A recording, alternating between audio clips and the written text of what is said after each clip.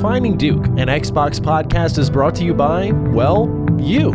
If you want to learn how to support the show, go to patreon.com/laststandmedia.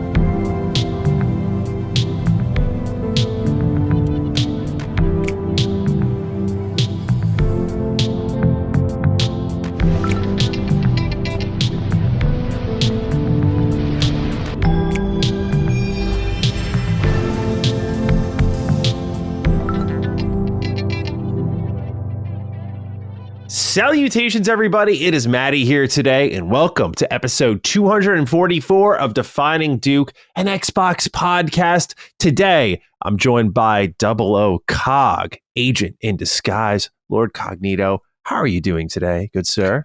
Tired. Oh, there we go. One word. Tired. This ain't been the greatest week, but you know, we try to get through. We try to get through just life, family, of course. Dramas. Dramas. Oh no. It's always dramas. It's always dramas. And I'm just like, all right, you know when everything happens at one time? Oh, yeah, of course. It's one of them weeks. So I'm just like, all right, I just got to get through it, man. I'm just trying to power through. But other than that, hanging in as best I can. A lot of cool stuff at the late end of the month, trying to prep for. Good. What about you, sir? What's been going on with you, man? Man, just a lot of reviews this past week. Like we were talking, Hell is Us, Lost Soul Aside, a little Chronos the New Dawn impressions. Just a lot all at once. And it's not really going to slow down this month. September's the big month.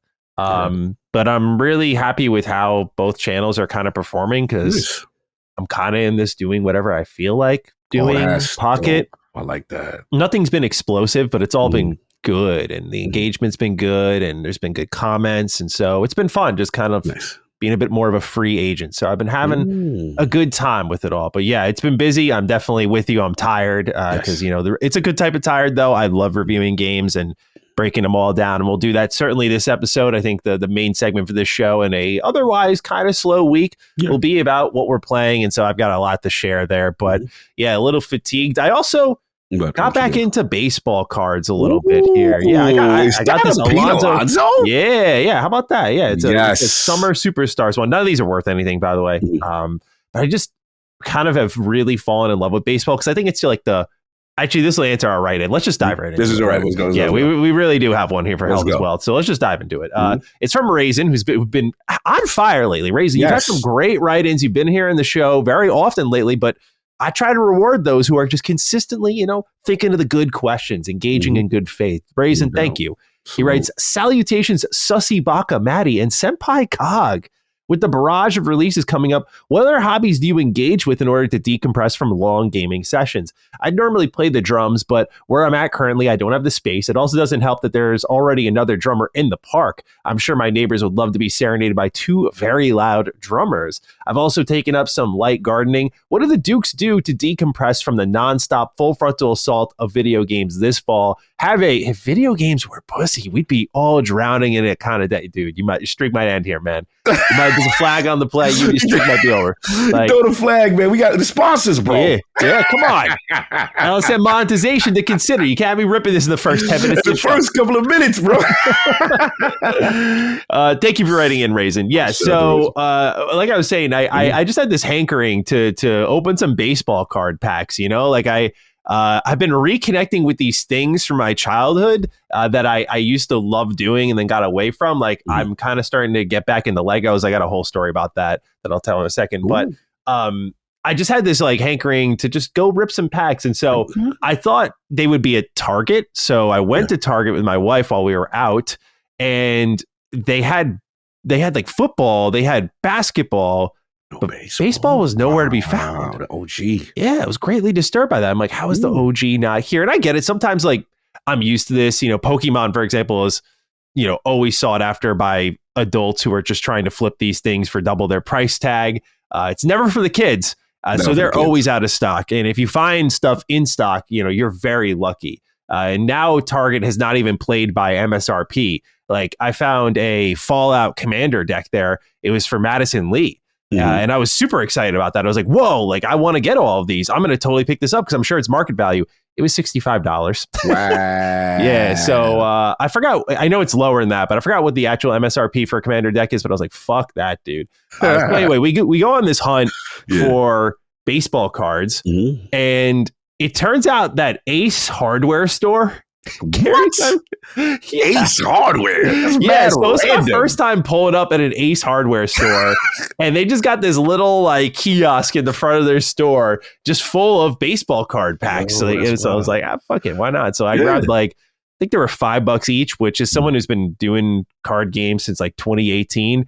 Just a sight to behold, dude. Like I feel Pokemon and Digimon and One Piece have all really disrupted how I view the price of card packs. Lorcana as well. Like all of these are like $12 for a pack. For a pack? Yeah, it's unbelievable. So yeah, that's why I kind of don't fuck with it now. So when I saw, I can get like 6 packs for $30, I'm like, yeah, this is how it used to be. This is great. We got some good old fashioned tops, rips and packs. And it was just like the old days. They're just, like, oh, cool. I got this player I like, and just reading the back and the fun facts and the stats, and love it. I just have a nice little pile here. Nothing crazy. I don't know what I'm going to do with it. But then I looked around my local area. It turns out I have some card shops like right near me. So I'm going to look into that. But yeah, this weekend was an adventure. Got another story to share. What you got? What you going on?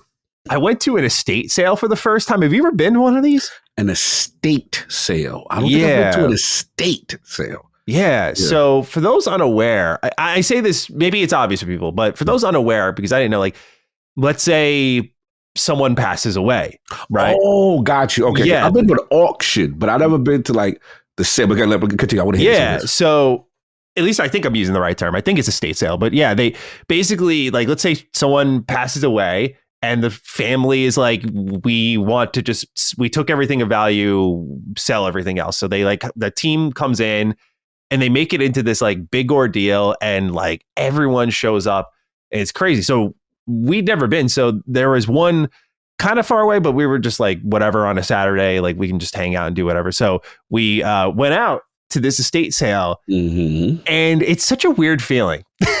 Talk to me. It's a weird feeling because you're going through someone's house, and granted, you have the family's blessing, right? Right. But like, for me, I felt like a little somber about it. I'm like, is this right? Is this wrong? Like my heart was speaking a little bit during this all. I get that. But there were people there so excited, including the people running the auction. They're like, hey, welcome. Like, we got this over here. We got this over there. Welcome to Maddie's room. Yeah. Yo, this is the Persona section. Yeah. I'm like, bro, y'all are a little too happy to be here. I feel you now. I feel you. A little uncomfortable because I'm like, what does it say about me? We're here looking, but there are people like we were, I think, good about it, just kind of calmly looking through. Oh, interesting, learning more about the previous homeowners, everything like that. But I mean, there were some people pulling up like, yeah, what's up? Like, so excited. So maybe my vibe was the one that was off. But no, I think I would share that with you. Yeah. I would still, the humanity in it, because the way my mind works is I'm thinking about who's passed. And I'm just like, man, this was valuable to someone. Like, this is like, I just imagine like someone, God forbid something happened to us, is like someone going through your things. Bro, the first thing I thought of is like, I'm dead, and someone's peeling through this room, and they're like, hey, yo, he's got binary domain on the 360. Like, just hyped, and I'm just like rolling around in my grave. Like, I hit that car or something. Like, it's just.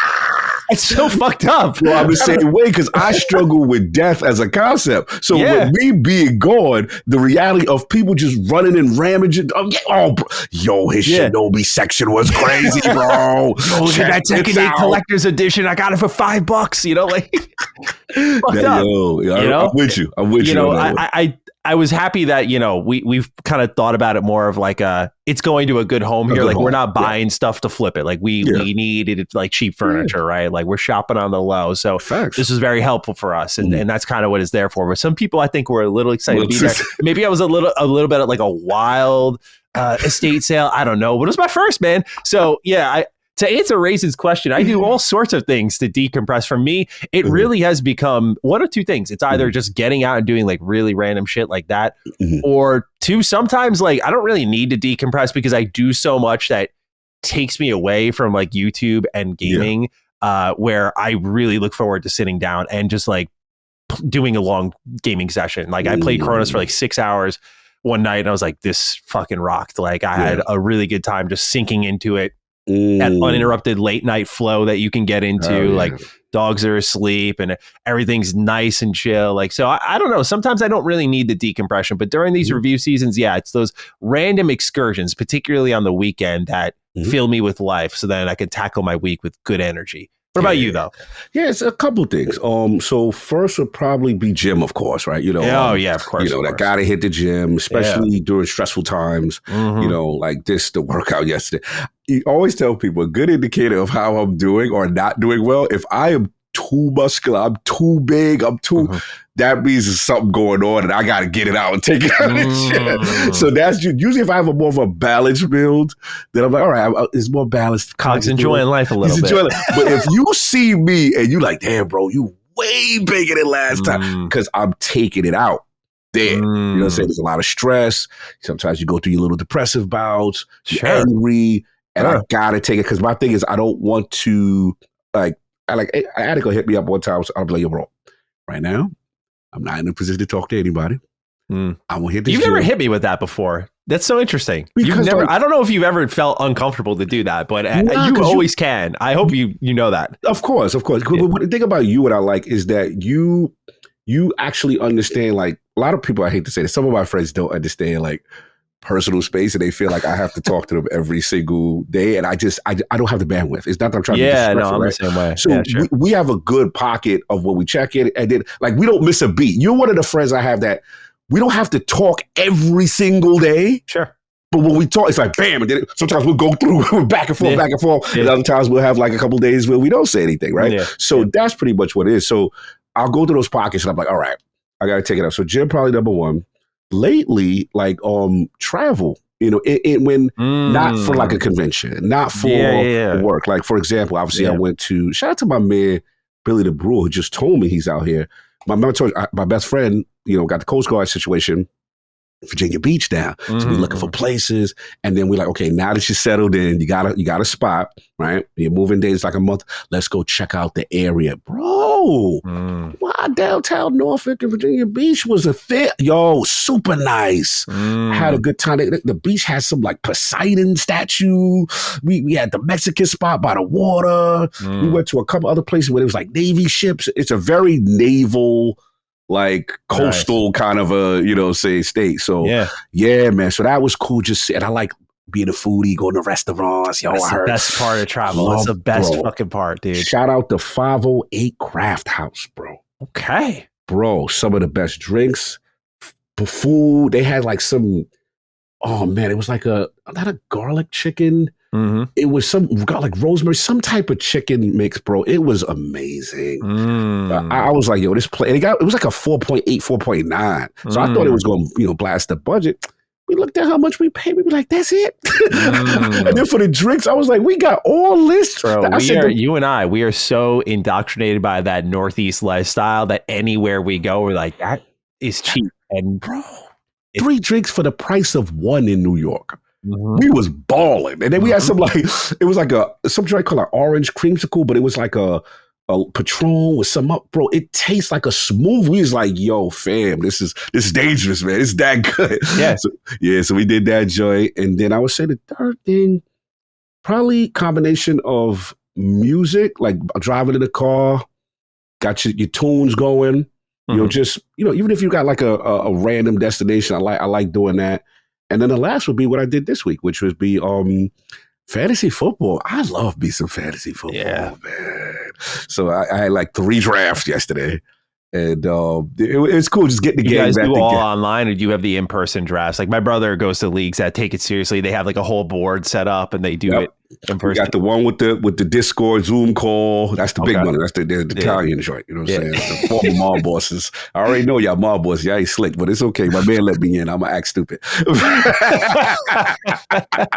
But it was, they take it serious, bro. Like they got the cameras on. And then like you can see the grunts and the grimaces when someone got their pick taken. And I was like, oh, because that happened to me too. Someone took Kittle right before I wanted to take Kittle. It was fun. So we do all that, and then that's fun, a little camaraderie there. And then obviously at ILP, we started ours. So that was kind of online. The rest of them were kind of like online, and you check it in the app to make your pick. And then right now, this is the start of Football Sunday, right? So I love baseball has now come back up. Like NBA used to be my number one, but I just hate the NBA right now. Yeah, same. So baseball's on the rise. It's coming back up, but NFL is always number one. Fantasy football, Thursday night game. Then you got, it's a Friday game this week because of Brazil.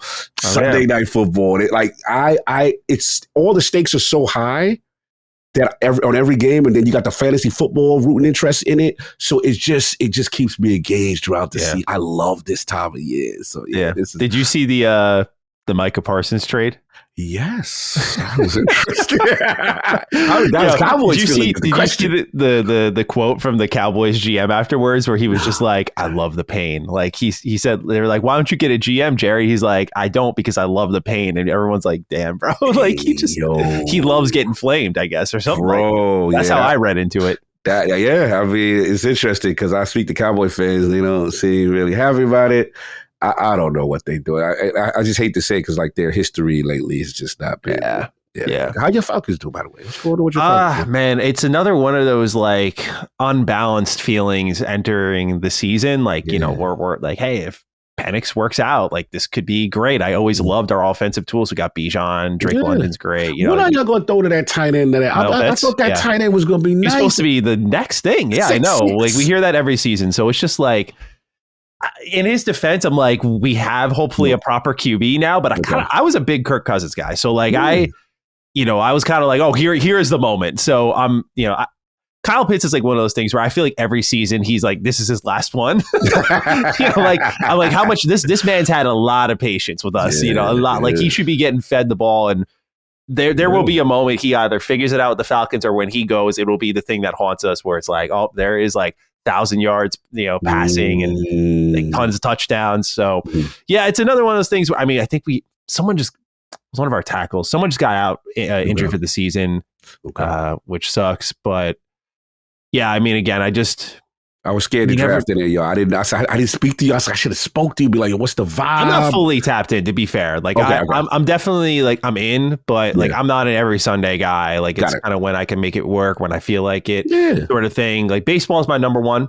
Got you. Hockey second. Hockey's kind of fallen a little bit for me though. Like it's playoffs are always incredible, but I just, like I've talked about before, like hockey culture is just so boring. Like I've fallen in love with baseball because the personality. It's the personality. Like, I just like, bro, watching Jonah Tong on the mound do these like hops and 180s. Like, come on, dude. Like you gotta love how these people play the game and how fired up they get, and the crowd getting involved. Like it's such a pure sport. It's beautiful. It's beautiful. So, so I could see a world where NFL starts to take over because I love the personality, man. Like I love watching the players express themselves and have fun. Like that's a lot of it for me now, because when it becomes like a basketball where it's like, we like to just like manipulate the rules in our favor, and it's like drawing fouls the game, and flop the game. Yeah, flop the game, bro. It's just it's tough to watch, and it's boring. That's what I would say. It's boring. And NHL is like, it's so, because the same coaches as I've talked about have been here for ages. They just have like the same fucking mentality every season. So it's the same play style, no mold breakers, no rethinking of the game. And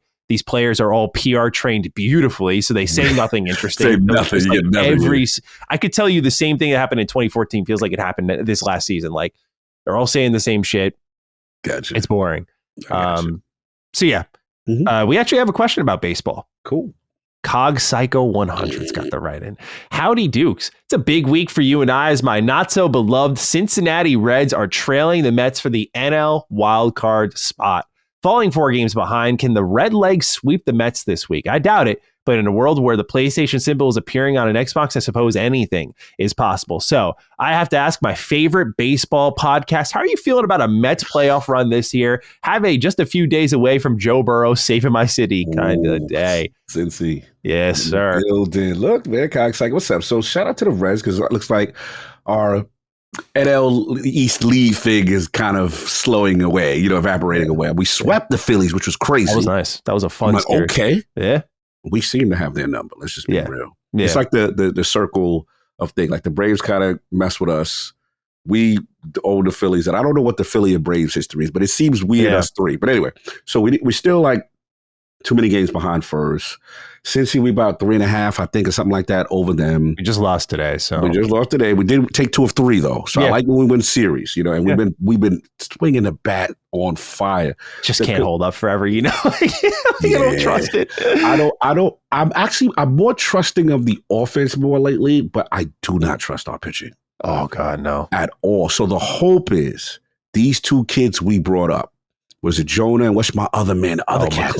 McLean. Bro. So yeah, the thing is like watching him pitch, right? I gotta say, watching him pitch, you forget what good pitching looks like watching this team, bro. Because his movement is crazy and his accuracy, his control of the zone. I'm like, he had what people called an off game yesterday. And I'm just like, he was still so nice. Yeah. And that's what I want. I'm like, wow, I forgot when we had like the Syndergaard, Harvey, the DeGrom. I'm like, when I watched it was just paint the corners and their pitches were filthy. It reminds me, I'm like, wow, we put up with a lot of bad pitching this season, man. A lot of it. Because historically, the Mets have always had good pitching generally. Yeah. We've always known to have decent stats. These last 10 years or so, for sure. Yeah, so it's just like to see them so bad. We get excited, like, yo, somebody went more than 6 innings. Yo. Yeah. So, like that. It's going to be down to these kids and this relief corps. So, which, again, I'm very suspect on. So that's what I feel we will make it. If I had to say my prediction, I feel we will make it, but we got to catch the right team and we got to get all fire at the right time. We need like a Yankees run from last year. Like we need to hit the right teams to get deep, I think. We got to have one of them OMG moments. Remember how we took fire with that and we kept going and stuff. But I do like our offensive depth. Shout out to that backup catcher, yo. We got to give him some. Luis Torrens? Yeah. Bro. Yeah, he's good. Yeah. You can't run on him, and he's starting to hit. So I'm like, is Alvarez in trouble? No, Alvarez was hitting mad nice when he was up. Like, and this dude's hitting with like a broken pink. I don't know how he's doing it, but like, I love Alvarez. I think he'll definitely get the spot back. But Torrens having a good backup never hurts in that regard. You know, giving him a day off. I like seeing your boy the squirrel back. That's what I was hoping for. Seeing a good, healthy McNeil playing all the positions, doing what and then hitting the clutch. Soto is. Monster. He's now it's Soto. Now this is what we thought. He's killing it. Yeah, the offense I'm not worried about. It's just we got to pitch. We have to be able to control these. So I think we will take it from you Reds, but I don't want to sleep on y'all. Like I know it's gonna be tight. Yeah. We gotta see how it goes. We could easily just miss here. But the rumor is we're calling up Sprout to take, like, Senga might get demoted, which is crazy. Oh. Yeah, I know, right? He's like a shell of himself. Yeah. But apparently we're calling up like the last of our, young guys, like Brendan Sprout. And that would be sick because then these are like 3 great starters and I don't know, man. Like the back half of the rotation scares the living shit out of me. But Mania scares me. That what happened to him?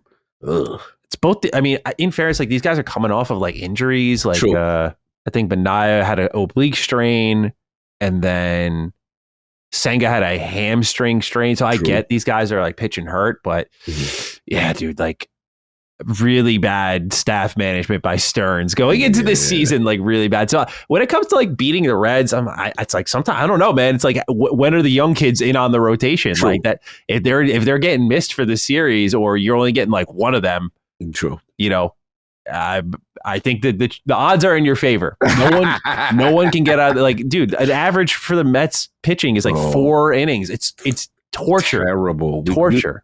I hate that we win games and be like 12-8. I'm like, how do we give up 8 runs? Yeah. Like, what's going on? So, that's not sustainable. Yeah. And I agree. Yeah, we'll see. To me, Stearns can earn it back if these kids perform. Yeah, he can definitely play it off like, I meant to do all this. All right. Let's talk video games, Cog. Yes, sir. Thank you for bearing with this baseball podcast, y'all. Let's talk with Zuno 100K. What's up, Dukes? After your guys' Outer Worlds 2 preview, I have a question about your general philosophy when it comes to previews. What is your goal, and what do you think your responsibilities are when it comes to previewing a game? I thought it was about your experience and what you played in isolation, and that it wasn't 100% representative of the final product. which was implied and understood by the audience. It seems like lately Maddie feels pressured to predict the outcome of the final release when doing previews, like a hesitation to speak too confidently about the preview slice because you felt burned by Veilguard or Redfall. I'm curious how you both feel about this. Thanks. It's a great question.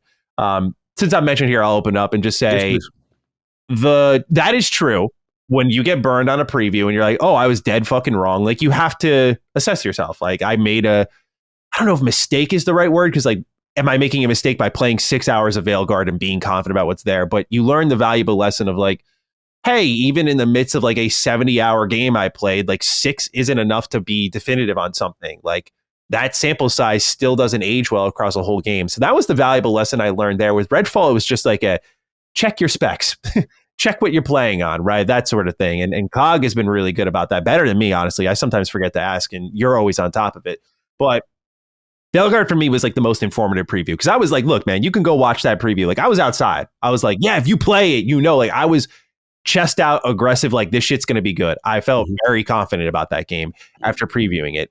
Didn't really have any reason to be concerned outside of the art direction. But even then I saw parts of the game that went, oh, they went a little more grimdark here. Yeah, like it still looks a little soft and pastel. But so yeah, with something like Veilguard, it just teaches you a lot. You see how that sample size can still mislead you. So for me, I definitely have a more defensive preview style now, not to really cover my own ass, but my philosophy now is, which has always been the same, but I guess I inform differently, which is like, I think people come into previews and they think this should be the full game.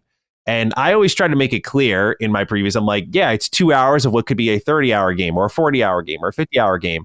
That's why with my Outer Worlds 2 preview, I'm like, I saw the prologue, and the prologue was fine enough, but like that's not indicative of anything that the Outer Worlds 2 should be as a whole. And previews can inform you of that and give you like a good taste in your mouth and a good idea of what a thing will be. Like, what are the mechanics in the game? How are they utilized? And the reason I was very critical of the Outer Worlds 2 preview is I don't think they showed really any of that. And that's why I made my follow-up video talking to kind of Obsidian and Xbox more directly alongside the audience and being like, hey, you guys need to like do something, because you're kind of sinking the game right now by the way you're marketing it and how you're handling preview builds. Like, sometimes a preview can be protective from the publisher point of view because they don't want you to see something, and previews are supposed to be the best slices of a game because, at the end of the day, they view it as like, if it works out well, it's marketing for them. Like, hey, this is really good, or hey, this is a pleasant surprise, that sort of thing. Like, so that's kind of how I view it. It's like an information machine. I want to just play it and relay to you the things that I saw, what I thought was good, what I thought was not so good, what I anticipate. I think one of the best examples I have of a preview I'm really proud of is Star Wars Outlaws. That's the one I sat down and said, here's what I like, which aged well. A lot of the things I did like about the game ended up being the case in the full game. But also my Star Wars Outlaw preview, I mentioned how things like the reputation system, I said, could be a real backbreaker depending on which way it goes. I said, if it goes away, which I'm not expecting it to, but it's like a little more rigid and it kind of has these gangs reacting to you in interesting ways, then that'll be cool. But if it turns into this harassment machine and that you can kind of move this slider back and forth very easily, then it's going to bum me out. And I think it's going to take away from the game. And that's what it turned into. And that hurt the overall final product. But those are things you can't assess until you get the full game in your hands. So for me, it's about relaying information and then trying to lay out some form of expectations for my own audience, because we do live in a clip era and people will say, well, you said this, and then they'll put it on Twitter. They'll put it on.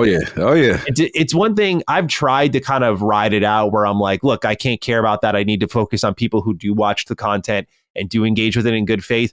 Part of me bending is just the way the internet is now. It's like, I can't ignore the fact that people will disingenuously represent myself, COG, everyone. Like it can happen to anybody. So you have to be a little more defensively minded. Otherwise, you are just leaving yourself wide open. And I've been known to be naive in the past, for sure. Like, that's just my heart. And I hate to think like that, but I do need to protect myself a little bit by saying like, hey, I don't know, because that's the truth. And it's, I think, maybe a better previewer, but it came at the cost of like learning tough lessons and looking a little foolish with something like Veilguard. But that's why those videos stay up, so I can point to them like now and be like, go look at that. And like, you'll see the transformation. So that's kind of how I think about things. COG, how do you think about previews going into them? Well said. I mean, there's not really too much I could add. You pretty much nailed every point I was going to say. Yeah, it's one of those things, man. Look, the company is trying to show you a vertical slice, which is kind of their best representation of what they've worked on. They're super proud for the most part, and they want to show you the best. So you go there, and your job is to try to, explain to your audience what you played, how you felt, the pros, the cons, and so on and so forth. And there are some previews where, things are kind of gated, or, you can only do so much, or the length of it is short, and you just got to judge it by what it is. I've been on both sides of it. And like you said, my painful lesson was Redfall, right? Like, I learned the horrible lesson, which is like, hey, what I played seemed okay. I mean, I didn't see anything egregious, right? Yeah. But it just goes to show you, okay, I'm playing one of the most high performant, computers going, and it wasn't representative of what, my console base would ask me. So that's why I made it a business. And then obviously me and you, we've had that experience where we did, Avowed, and the 30 frames per second got debuted at that time because I had to ask. I need to know. Yeah. At that time, it was fluid. They said, hey, but we thought it was cinematic or whatever it is they said, but they have to deal with the consequences of those answers that, I'm going to ask these questions because that's important. The other thing is, I think you being, I don't say defensive, but I think there's a truth to that, because there's a level of vulnerability and credibility that we put ourselves on the line for, right? Because again, people will disingenuously clip you and say, yo, he said that joint was crazy. So you have to sometimes utilize terms like, hey, what I've experienced at these levels, or preview specifically, yes, this was great. Hopefully this is representative of the final product that, they continue to land the plane. I'll use expressions like that, because you don't know. I've been on both sides. I've been on times where I went to previews, Maddie, and the game was okay. And then it ended up turning out being something. And then I had ones where I felt bullish. Yes. This is can't miss. And then you realize that was the best part of the game. And the rest of it, what I'm saying? Last point example I would say is in comparison to movies, obviously I know I'm a big Silver Surfer fan, right? Sure. I remember seeing the preview event for Fantastic Four: Rise of the Silver Surfer. Right? And I'm like, hey, yo, look at the CG. Oh my God. And it me and my boy, shout out my boy John Long, when we go to the movies and we go, yo, bro, they showed their best. They showed everything in that trailer. There was nothing else left. And we were like, damn, bro. So that's what goes to show you those harsh lessons. Yeah. Yeah, that's a big one too. The trailer hype. I've learned to not buy into that, because I remember with Fallout 4, that was one of my first moments experiencing that, where they show in the trailer. Spoiler alert for Fallout 4, by the way, because this I don't know if anyone has played it, plans on playing it, but just I'm going to spoil kind of the end of the game here. But they show in the trailer this big nuclear explosion. Now, there's a side quest in Fallout 3, The Power of Atom, where you can set off Megaton's nuke and destroy a whole town. And that's an iconic side quest, not just in Fallout, but in gaming. That's when I became a Fallout fan. I was like, yo, this game is crazy. To wipe a town off the map. It's beautiful, right? So with something like that, I'm like, oh, they put the nuke in the trailer. I see something blowing up in Boston. I'm like, yes, they're doing it again. It's the end of the game. And every ending leads to that pretty much. So that was a moment I went, oh, wow, your assumptions of what something can be incredibly wrong. However, on that same note, one thing I did learn with previews that is case by case, I guess, is I don't go completely by it, but I've learned to trust my gut. That's kind of what I did with the Outer Worlds too. I was like, my brain is wired to be optimistic. I just know that about myself. I am a more positive thinker. Yeah, give yourself credit. I think me and you shared it. We love video games. I want to love it. We want to love something. Yeah. Let's just inherently, but continue. Yeah. I'm sorry. No problem. I want to love things. So I've learned that about myself. And that's, look, man, no matter how much people try to break me down and stuff, I've even when I was in my college years tried to rip that part of myself out of me, because people used to make fun of me for it, that I was so easily pleased and I hated to be made a fool of. It was really tough to deal with, but I learned to really love that part of myself, because I think that makes me me. And especially nowadays, I think it's a breath of fresh air that people want to actually fucking like things, right? Hello, right? But there's moments that I've ignored my gut in the overall scheme of things. I think two examples we can point to: Redfall, Deathloop. Funny enough, both Arcane games, but that's a studio I know really well. And there were tell signs that, especially during Redfall's marketing, where you and I were, you were like, come on, Maddie. And I was like, I don't know. And then I jumped on against my better judgment, because I kind of felt the pressure, and I'm like, oh, I don't want to be that guy. And maybe it's not that bad. And not that I expected it to be what the game ended up being, but like that was one moment where I went, I should have trusted myself. And I've had those moments before where I'm like, I should have trusted myself, or you hope for the turnaround, but I'm like, can that realistically happen? And games like Saints Row were informative of that. I think I previewed that one, but yeah, there's been a lot of moments where this generation in particular, maybe it's because I've just gotten older, where I'm like, my gut was right. And that doesn't mean I have to trust that like the law. I certainly will never do that, because that's just listening to pure emotions. But right. And we don't want to do confirmation bias also, yeah, right? exactly. Yeah, but I've learned to vocalize, I guess, that gut feeling a little bit more, like I did with the Outer Worlds 2. I think that's the first time I can feel confident in saying I just kind of went off of, not purely that, but I went off of that a little bit, as in like, hey man, like I'm hoping the rest of this game is just Outer Worlds 1 but bigger, and that I will love it. But I need to go off what I've been shown here, which has been not much. And so, yeah, I appreciate this write-in though. I love when people ask these types of questions, because it shows they listen and that they're asking in good faith, and we appreciate that a lot. But let's stick a little bit with the Outer Worlds 2 and previews here. We have this right in here from Collins Little Mud Butt. Hey, yo. Hey, boyos. Am I the only one who doesn't get all the concern for Outer Worlds 2 and Obsidian as a whole? Sure, Avowed wasn't great, but we all know development had to restart twice. Obviously, there would be some problems, but it looks like the Outer Worlds 2 had a much smoother development process. I know people are mostly mad about the Companions trailer, which, to be fair, was a bad look, and the odd prologue preview. But everything else we've seen looks sick. I think tempering expectations is fine, but the house isn't necessarily on fire. Have a leaving my PC on for days in Battlefield 2042 AFK lobbies to get those Battlefield 6 skins kind of day. That's what's going on. Okay. Wondering why that engagement numbers was up. What do you think about this? Because this is part of the conversation I had in a video of mine on the Outer Worlds 2 following the preview, but I want to hear from you on just sort of where Obsidian's at as a studio, because it's a mixed bag. On one hand, I do get it. But on the other hand, I don't get it at all. Like it's I'm very 50-50 on it, which I know people want to hear something more definitive, but I get you. I do feel like the pressure's on the Outer Worlds 2, where it's like, it could tip the scale one way or the other. But how are you feeling about them? No, I'm definitely on the opposite side. Sure. Equate your surprise. I know people will be like, of course he loves, of course. Now look, here's the thing. I tell people all the time, with Avowed, I am the guy that loved that game. Right. Sure. Outside of the development cycle that we learned and when it changed, I was amazed that game came together in the form that we got it.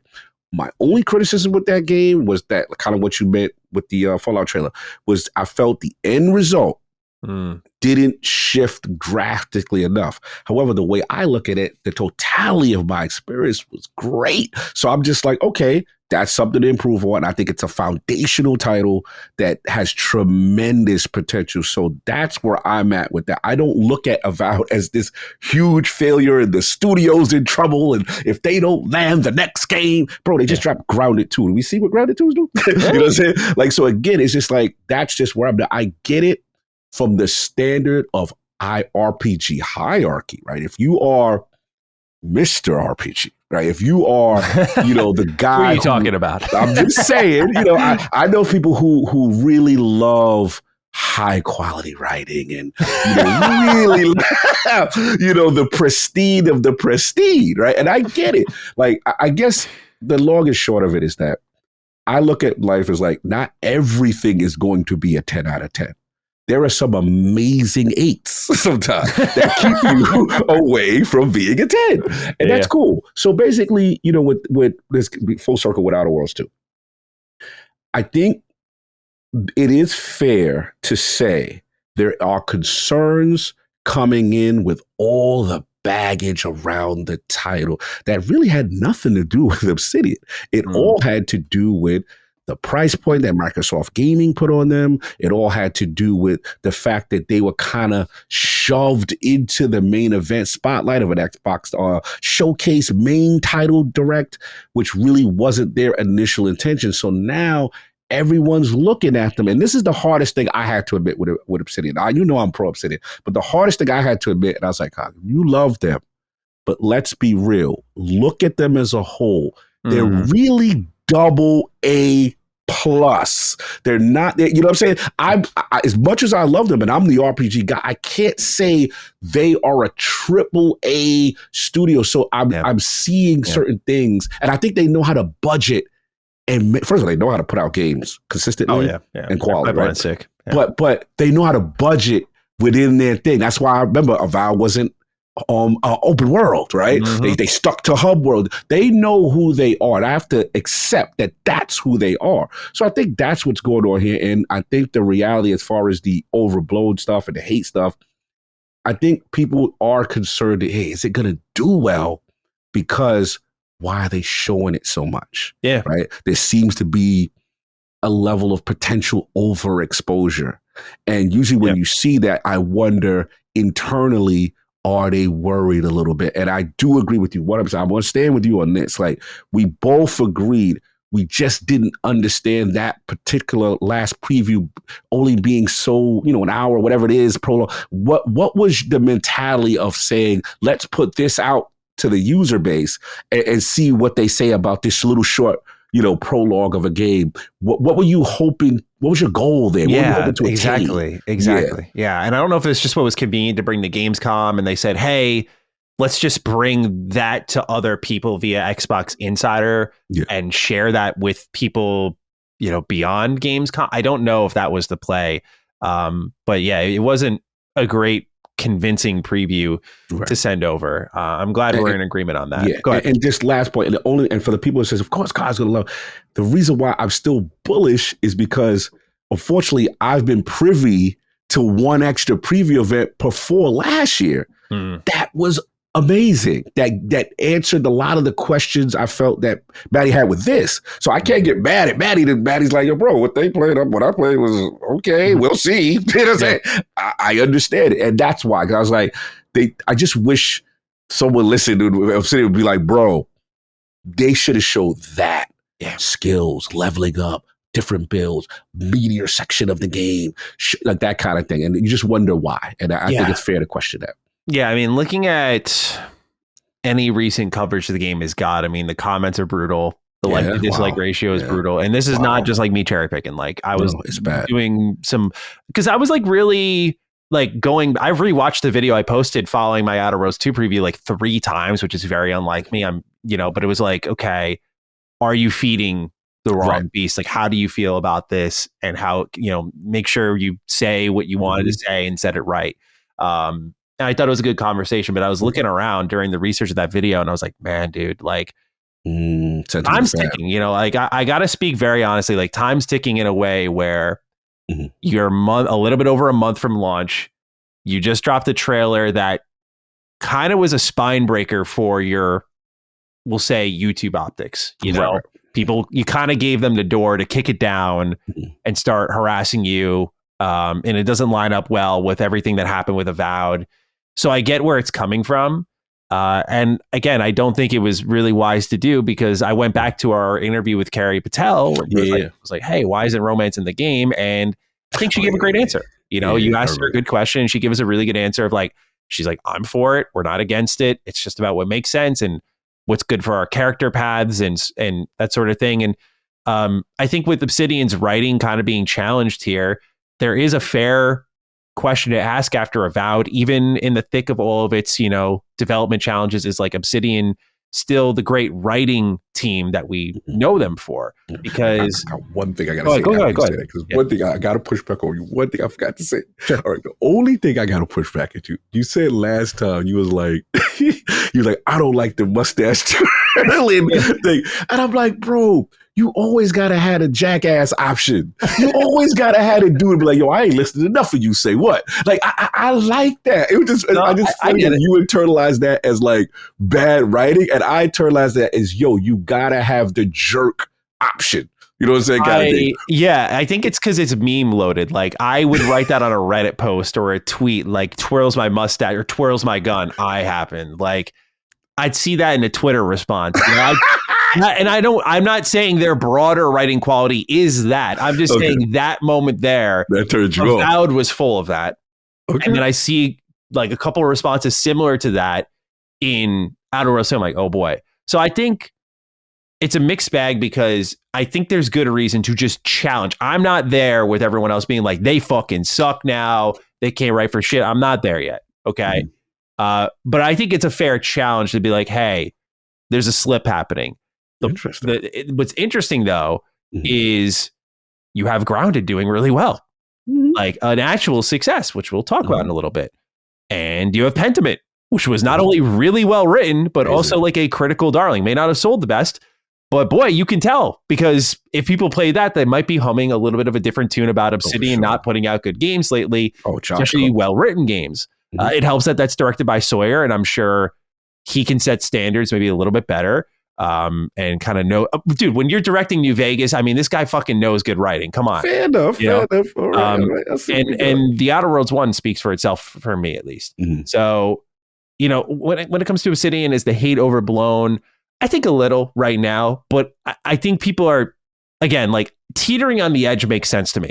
You know, like, okay, I love Obsidian like me personally, I love Obsidian for RPGs. One of your RPGs, your big ones, missed for me. Okay, I'm not going to dog you for it, but it definitely puts me a little bit on alert. But sometimes that happens. You know, I look at Fallout 4, like I learned to love Fallout 4 because it was more of a gameplay driven experience. But it's not Bethesda's like best written game in many ways. You know, so that kind of hiccup didn't turn me off completely from every, or really 76 might be a better example of like every Bethesda Game Studios game thereafter. So the Outer Worlds 2, just like any Bethesda Game Studios game, got a fair shot, right? Like it's getting a fair shot. So I'm not there where I'm like, I'm hating it. I think people to some extent do want to hate this game. You know, I think if you can read the tea leaves, I think there is a little bit of it because I get with the trailer and everything, what's going on. I will say though, talk to me. Obsidian's a AA team.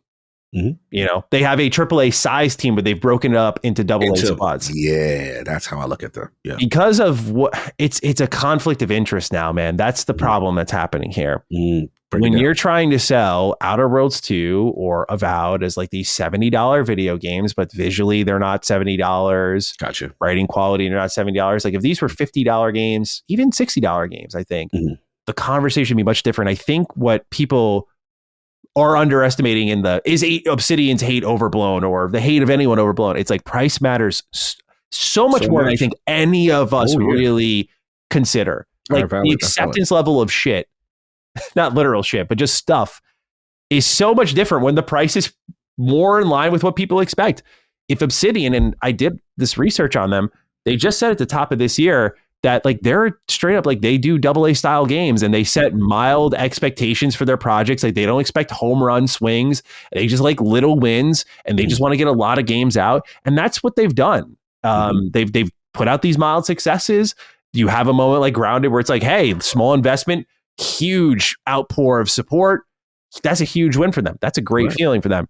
But when you're selling, you know, when you try to sell Outer Worlds 2 for $80, we already agreed that was a mistake. That really, I don't blame Obsidian for. But even 70, I do get where people are coming from, where it's like you guys yourselves have spoken very much about like we do AA games and like we try to turn things around quickly. And, you know, I'm not getting AAA $70 energy from this game. So I get why people are like, charge it for what it actually is, which is a AA RPG. But the problem is Xbox as a games publisher needs like premium style video games that they can sell and be like, this is the big one.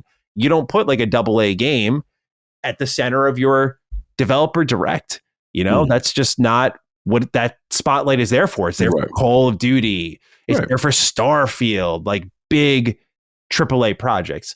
But I, you know, just to kind of round out my point here, this has become common practice across the industry. Like Bethesda Game Studios, just because I brought up Starfield, is one of those teams that does a very similar thing. They break up their team into tons and tons of teams, which is why I think, they could push things like Starfield a lot more if they kind of funneled their efforts more. But maybe 76 would slow down on updates, or you wouldn't get as many expansions for like Starfield while they're working on Elder Scrolls 6, or it seems like Fallout 4 is going to get some updates, or doing the Oblivion remaster. Like you can't get these efforts if they don't break things up a little bit. So again, I think price to me is the biggest factor in all of this. I think if Xbox were willing to, when they drop the price, put it in an area where like 70 is more fair, but again, 70 is the standard. And when you look at games that are charging 70 that are of the AAA quality, Right.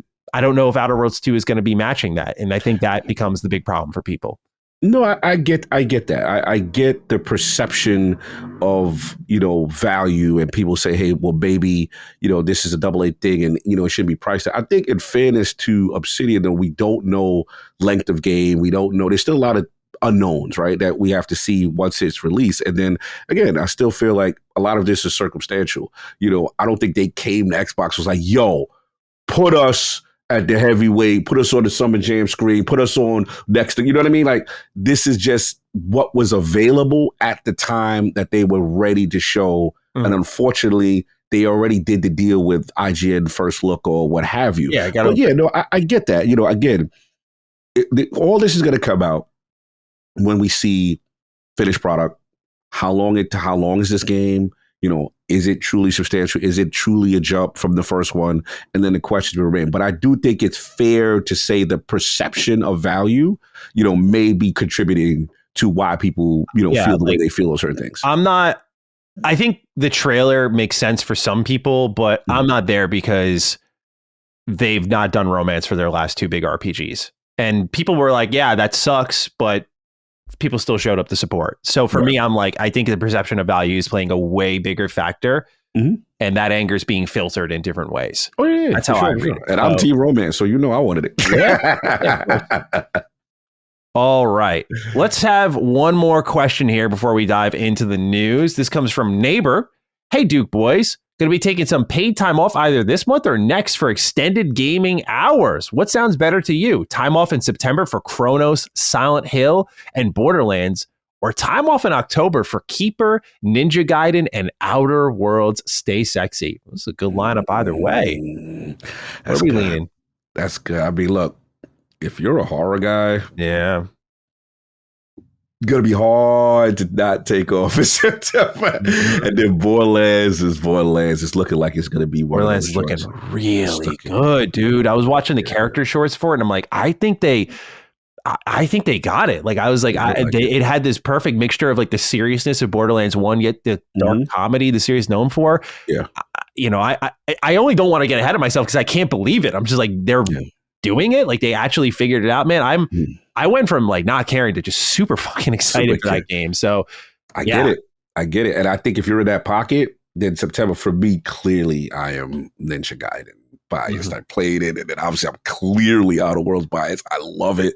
So October is for me, those two. And then I'm gonna be real, like Keeper, I am curious because I need to see what the Double Fine, what's going on. Yeah, what's going on? Like, is it gonna be one of them joints where, like, I'm coming in to Keeper like I came with the Pediment. I remember I came with the Pediment like, yo, this is what Josh Sawyer's working on, bro. Like, I was hating. Like, Obsidian has turned me around on many things, grounded me and whatever. So I'm coming in. I don't say I'm completely hating on Double Fine Make a Keeper, but I'm like, all right, what's that? Let me see why I should be, and I want to see skeptical. Yes. And I want to see if they prove me wrong. So actually, that month is more for me based on the games that I love more. Yeah, it's tough because you have the big video games in October here. Like, I imagine Ninja Gaiden will be a pretty chunky game. Maybe not in the terms of overall game length, because Platinum games usually aren't. I mean, I don't know. When I think about Astral Chain, that was a longer game. Yeah. Nier is also a longer game. You never really know, but Ninja Gaiden, I mean, that you want to talk about a fantastic preview. Oh my God, that one kicked so much ass. Outer Worlds 2 could really shape up.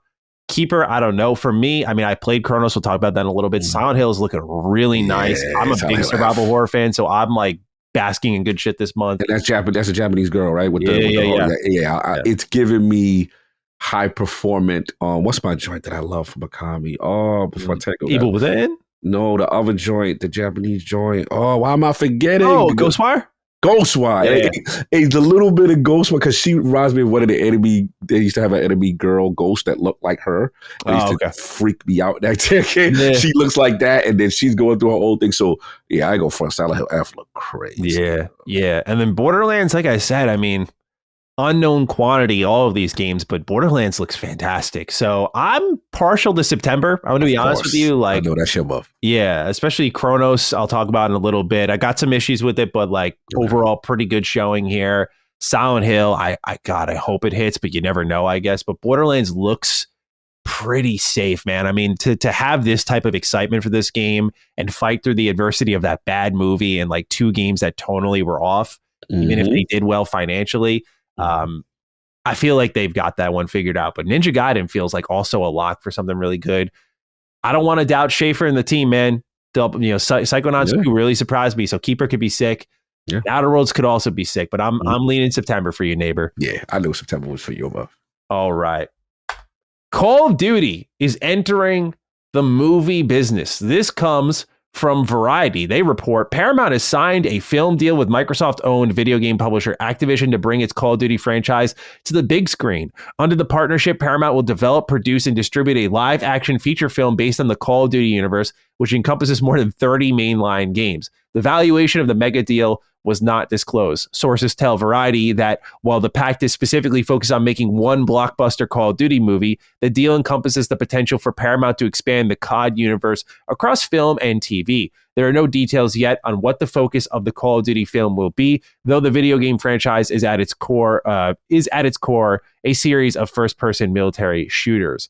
The Call of Duty pact comes a month after Paramount closed an $8 billion merger with David Ellison's Skydance, and is the latest in a line of splashy moves. Since the merger was approved, the company lured Stranger Things creator the Duffer Brothers over from Netflix and shelled out $7.7 billion to become the home of the Ultimate Fighting Championship events, which, by the way, that is going to be awesome because those fucking pay-per-views for UFC were out of this world expensive, especially with ESPN Plus, dude. Oh, it was a guaranteed Buffalo Wild Wings trip every time. I was like, I'm not paying for this. We go to Wild Wings to watch that, fam. Yeah, hell no, dude.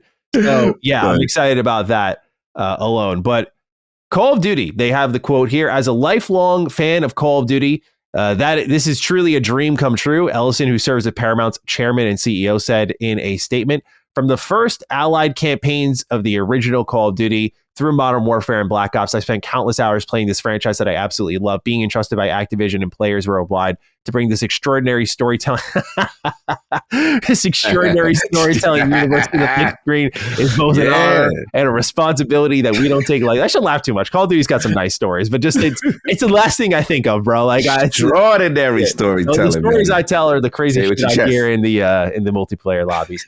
Throughout its history, Call of Duty has captured our imagination with incredible action and intense stories that have brought millions of people together from around the world. And that focus on making incredible Call of Duty games remains unwavering, says Activision president Rob Kostisch in a statement. With Paramount, we have found a fantastic partner who we will work with to take that visceral, breathtaking action to the big screen in a defining cinematic moment. The film will honor and expand upon what has made this franchise great in the first place, and we cannot wait to get started. So this is kind of interesting how many games leapt ahead of Call of Duty get in the movie business. When I saw this, I went, oh, interesting. Yeah, they haven't done this before, have they?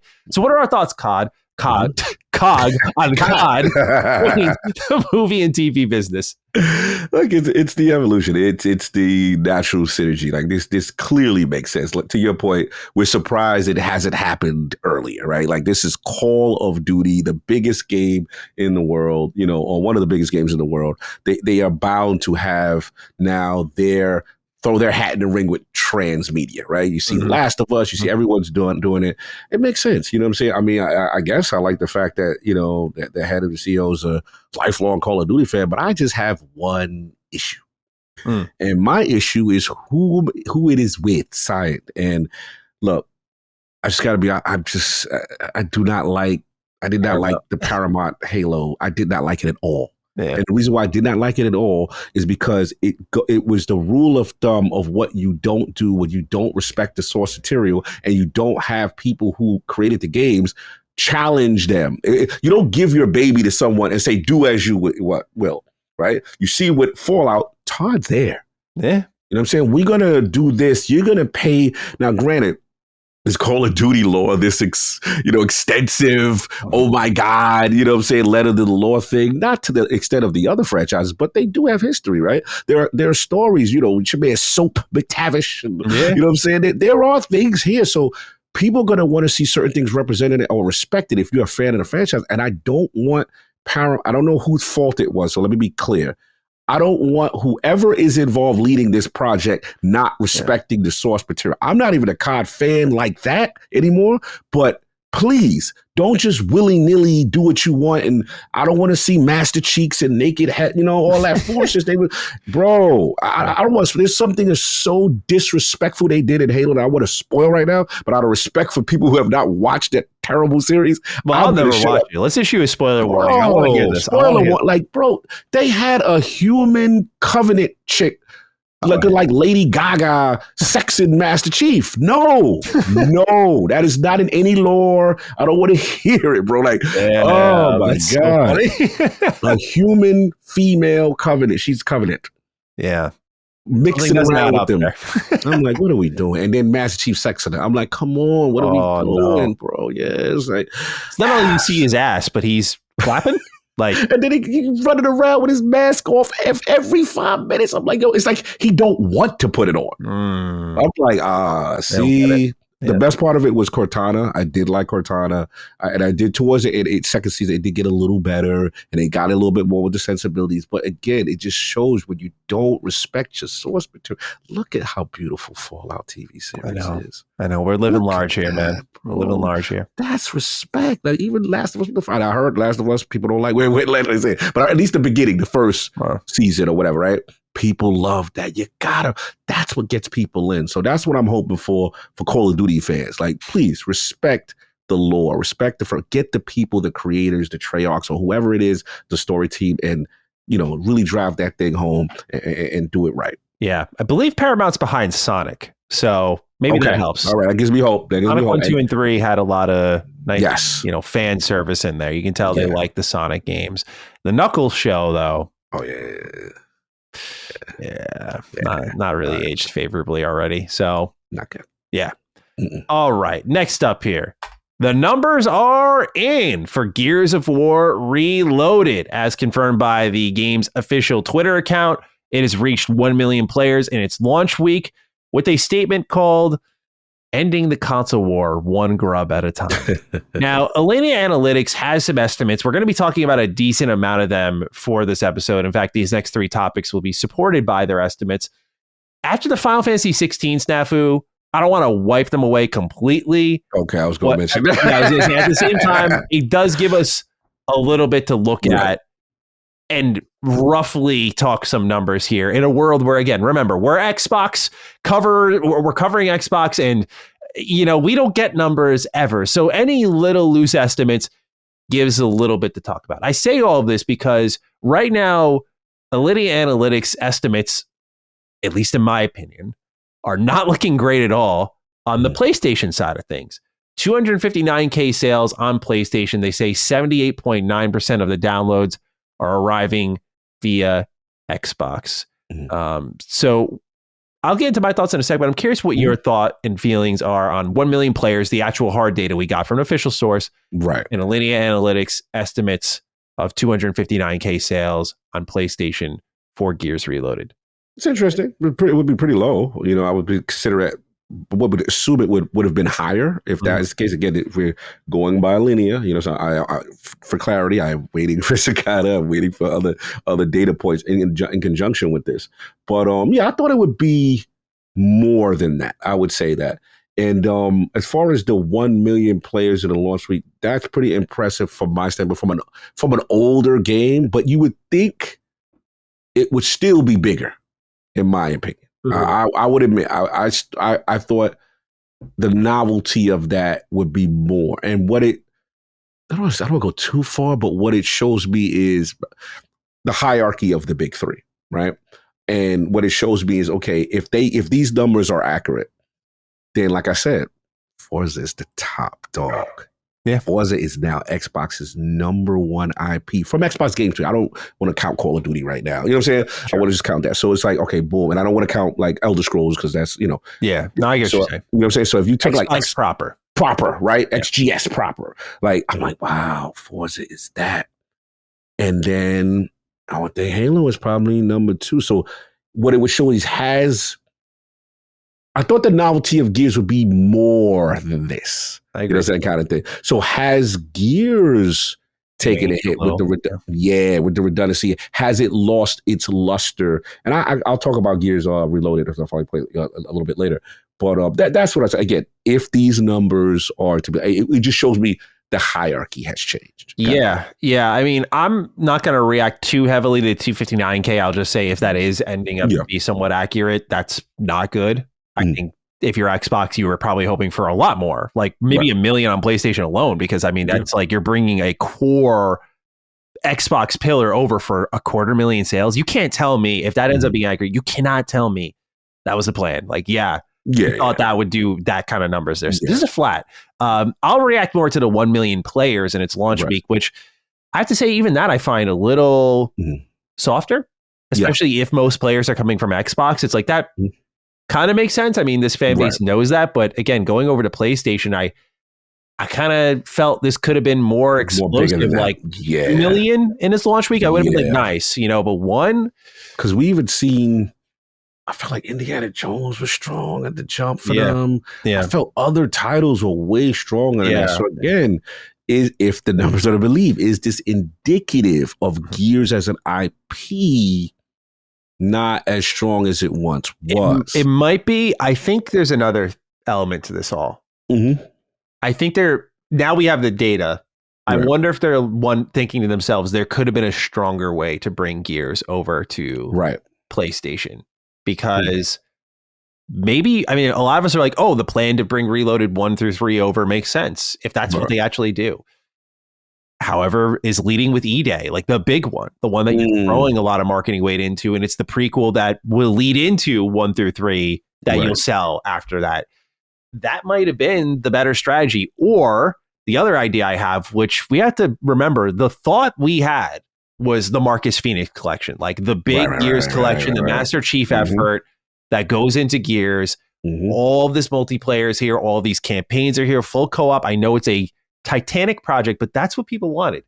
And I think many of us, myself included, kind of conceded like, okay, I see the business rationale in this. I'm sure this will be better for them long term.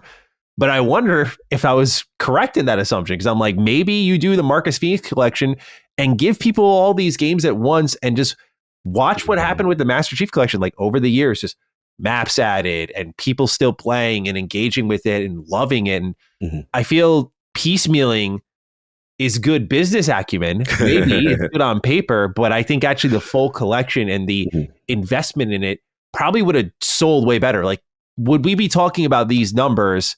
Would they be the same if it was instead of like, hey, Gears Reloaded coming over? It was like, hey, the whole franchise is coming over. I think then that's a big moment for Xbox players and PlayStation players. And remember, we had that moment during the showcase where Gears Reloaded shows up and I'm like, that wasn't for us. Yeah, it wasn't for us.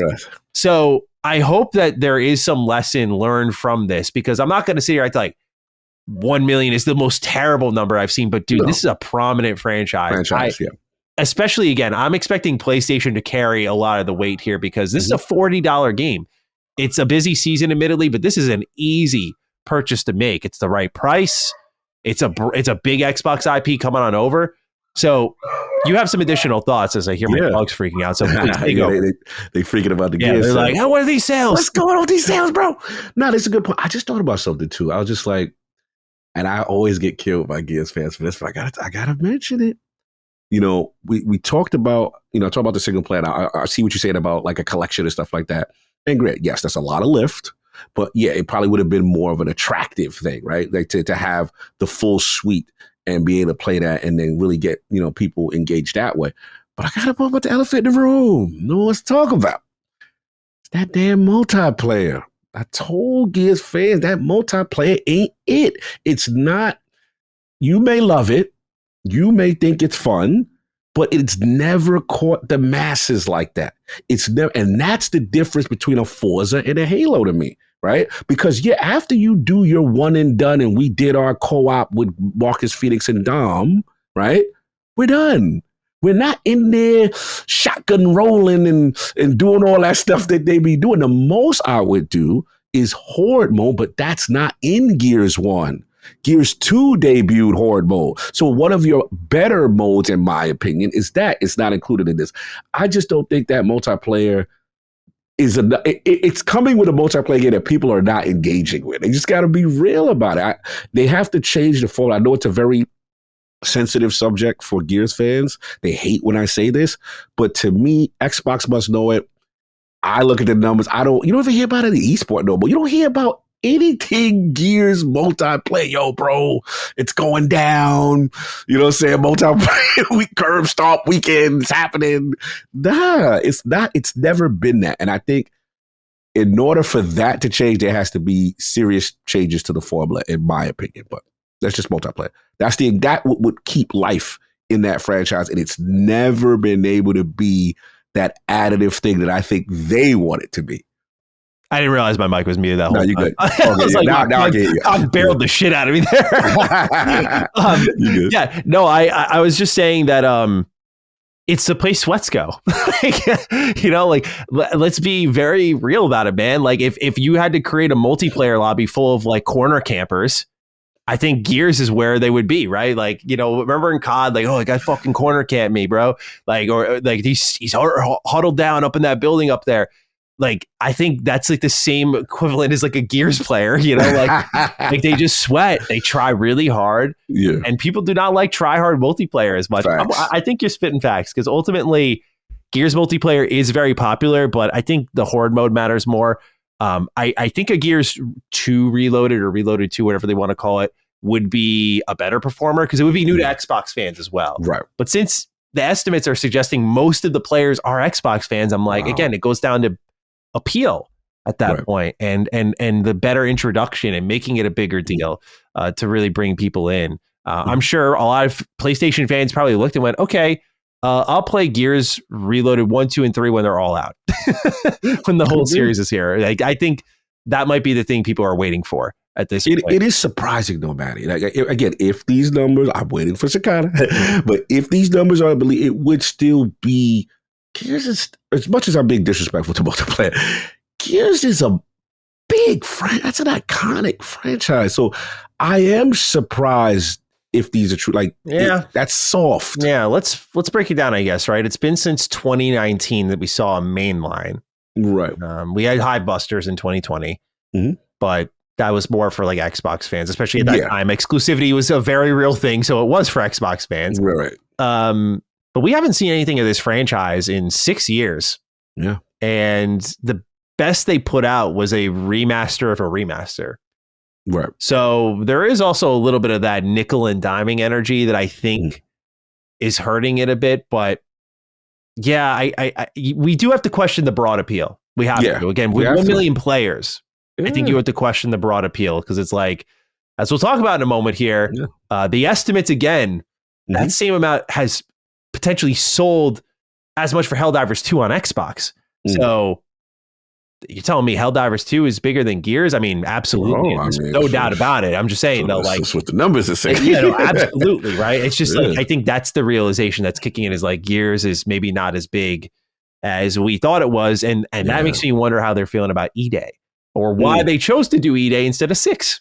It makes a lot more sense when you see these numbers. So with that, let's move into our next topic. Helldivers 2 is the top #1 paid game on the Xbox Store. How about that? Alinea Analytics has this estimated at 926K copies sold on Xbox alone, and the engagement for Helldivers 2 over the last year or so has been absolutely stupendous. But this whole ODST update and Into the Unjust has been really a huge shot in the arm. It feels like the game just came out again. So they did a really good job bringing this over to Xbox. Ross Stoddart has the write-in. He says, hey, Dukes, long time, first time. We appreciate you, Ross. Thanks for being here. What are your thoughts on Helldivers 2 sales on Xbox? I noticed it was the top of the paid games chart above new Madden and NBA 2K entries, which would seem positive, but that top 10 also included Subnautica, a game from 2018, and 2 Lego Batman games from the 360 era. It was estimated by Alinea Analytics that Helldivers 2 sold around 900K on Xbox in its first week, which is pretty good going for it being a year after launch. However, that quote only end quote works out as around $25 million in revenue for PlayStation, or approximately 0.8% of their annual revenue. So I really don't understand those who expect this will lead to more PS titles coming over to Xbox outside of their live service games. Keen to hear your thoughts, lads. Sending my regards from Bonnie, Scotland. Have a my DD Health is Wealth tank finally fits after months of losing weight to get ready for my wedding kind of day. Congrats, Ross. Thank you for the write in. And very happy you got yourself a nice tank top here. All right, Cog. Helldivers 2. Xbox fans showed up, man. We said they would. We had faith in this one. This felt like an Xbox game, but you were leading the charge on that, so I want to hear from you, sir. Yeah, no, this is fantastic. I mean, more so than I thought, because I was looking at it this morning when I got in. I was looking at it. It was like, okay, so Helldivers, the base edition, number 1, right? Top paid. Number 2 is NBA 2K26. This is NBA season getting ready. You know what I'm saying? Then we got the paid edition, the Super Citizen one, number 3. So 2 versions of Helldivers are in the top 3 of most play. And here's the elephant in the room. Once you're ahead of Madden football on anything, at the new Madden in the peak of football season about to start, you're doing something spectacular. Because as much as I can't stand Madden sometimes, and Madden get on my nerve, we know what Madden does when it comes outside. So yeah, this is impressive. And then besides that, number 4 was another version of 2K26. That other game, Ready or Not, whatever it is. That game's hot right now. Yeah, that game, that rounds out number 6. But bro, this is impressive. I didn't expect. On the flip side, how I did expect Gears to be soft. I didn't expect Helldivers to do this. I was like, okay, they be in top 10. Cool, right? Them being 1 and 3 with both versions over NBA 2K and Madden, which are literally what I consider the hood games, like the casual bro game. Like I know dudes every year, that's the only game they buy. Like clockwork, they spend VC. Yeah, Madden packs, Ultimate Team. That's what they do. When you're more than the hood game, you're doing something well. And we've always said, like, you know, it felt like an Xbox kind of title. You know, I jumped in there briefly. I didn't want to put it in my gameplay because I jumped in there too briefly. I was just kind of doing a tutorial because I've been so busy. I didn't want to play that game when I was traveling. I want to play that game when I'm home, solid connection, stuff like that. It's hilarious, bro. It's absolutely hilarious. I was like, okay, I get it. I see what's going on. Now, granted, we got to see if the numbers still remain that way. But as far as the overall question, I am going to challenge the homie Ross. Get ready for the sexting. You thought this was something? Oh, we had a great time. Everybody liked it. See, it wasn't no problem. We made our relationship public. Okay.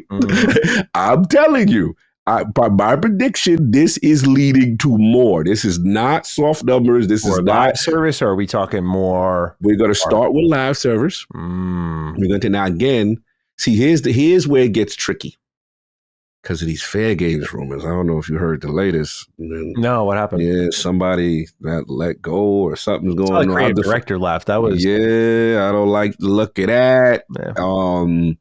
So yeah, that accelerates things in a way that some fans of that platform are not gonna like, because I think ideally they would like it to be just a live service. But if you don't have any other live services ready to go, at least maybe, I don't know, maybe the Horizon MMO or whatever, one of those projects may be ready. But yeah, it will be live service first. But I'm telling you, if this trend continues, you best believe something else is coming, whether it be, I don't know, let's say like an old school Uncharted or something, or like a game that they wanted it to perform better, like I don't know, I'm just making things up, like a Returnals. Something else is coming. I'm telling y'all, like you don't make this effort on a platform that people say do not buy games, and now the platform that people say do not buy showed out. You're gonna curate a list. You're gonna make something that you go find sexy for that neighborhood. That's what I'm trying to tell you. So we can resist. We can dance around it all we like. Sexting is turned into a relationship, and they really liked what each other were putting out there. I see what you're saying. Did you see on Sunday what they had the nerve to do? The PlayStation Twitter account and the Xbox Twitter. Did you see the nerve? They had to put both of them promoting the other's project. That's like coming out. That's like you leaving. You go into the club and y'all going with matching outfits. Like, come on, bro, what are we doing?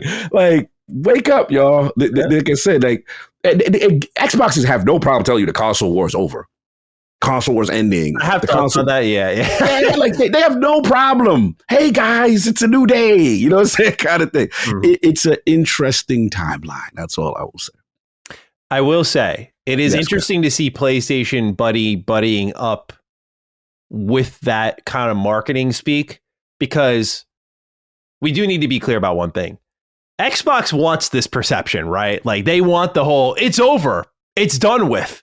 Yeah, what console wars, right? Like they want you to think, we know why they want you to think that, because God doesn't benefit them if everyone plays ball with them. So they're posting pictures of like dudes in jerseys together and stuff. Like Xbox marketing is give them a raise. They are trying so hard to make they're like, this is the moment to make that perception reality. Do everything in your power to make PlayStation look like they fucking love multi-plat. Do everything you can to make them look like they are our best friend. Like anything. Like it's almost sad in a way. It's almost sad, you know, like when a dude, like you see him, he loves this chick, but she ain't feeling the same way. And he's desperately doing everything he can to make it work, to make it look like, you know, this relationship is real. And you could tell she's kind of, yeah. Like she should give her the right time to break it off. That's the energy I get a little bit. She slept with him, though, man. She slept with him. With the mixed signals, you know? She came out with the matching outfit. They left the house together with the outfit, son. You got to give. I agree with you. She may not be feeling him the way he feeling her. I give you that. I will give. Sometimes love blossoms that way, right? One loves one more than the other. And eventually that scale evens, or maybe we change spots, you know, that's just how it goes sometimes. But yeah, like to challenge Ross a little bit, I'm with you, Cog. I think we're going to see a little bit more here. I don't think you look at 1 million sales for a base that apparently doesn't buy stuff and go, no, we're not doing that again. Especially for a game that, granted, it is more like live servicey, but and has seen recurrent service and support. But, you know, I think like there are more established PlayStation brands that you could envision doing pretty well. I'll be curious to see how they do it. Like, are they going to do some old stuff to give it a shot in the arm? Maybe eventually, but I feel it's going to start with live service. And there's clear benefits to doing it that way. But I wonder if PlayStation, again, they've really mastered the second wind. They did it really well with PC, and that's become a second wind. I don't want to go full send with every game being date and date on Xbox, because I feel PlayStation, much like a Switch port third party uses as the second wind, like, and we're here too on the go. And Switch fans, as we'll talk about in a little bit, will buy your shit. They're a market unto themselves, and many publishers know that. So I wonder how PlayStation will look at these numbers and utilize it. Like, oh, we can create a really long tail. Like we did Helldivers PS5, PC at launch.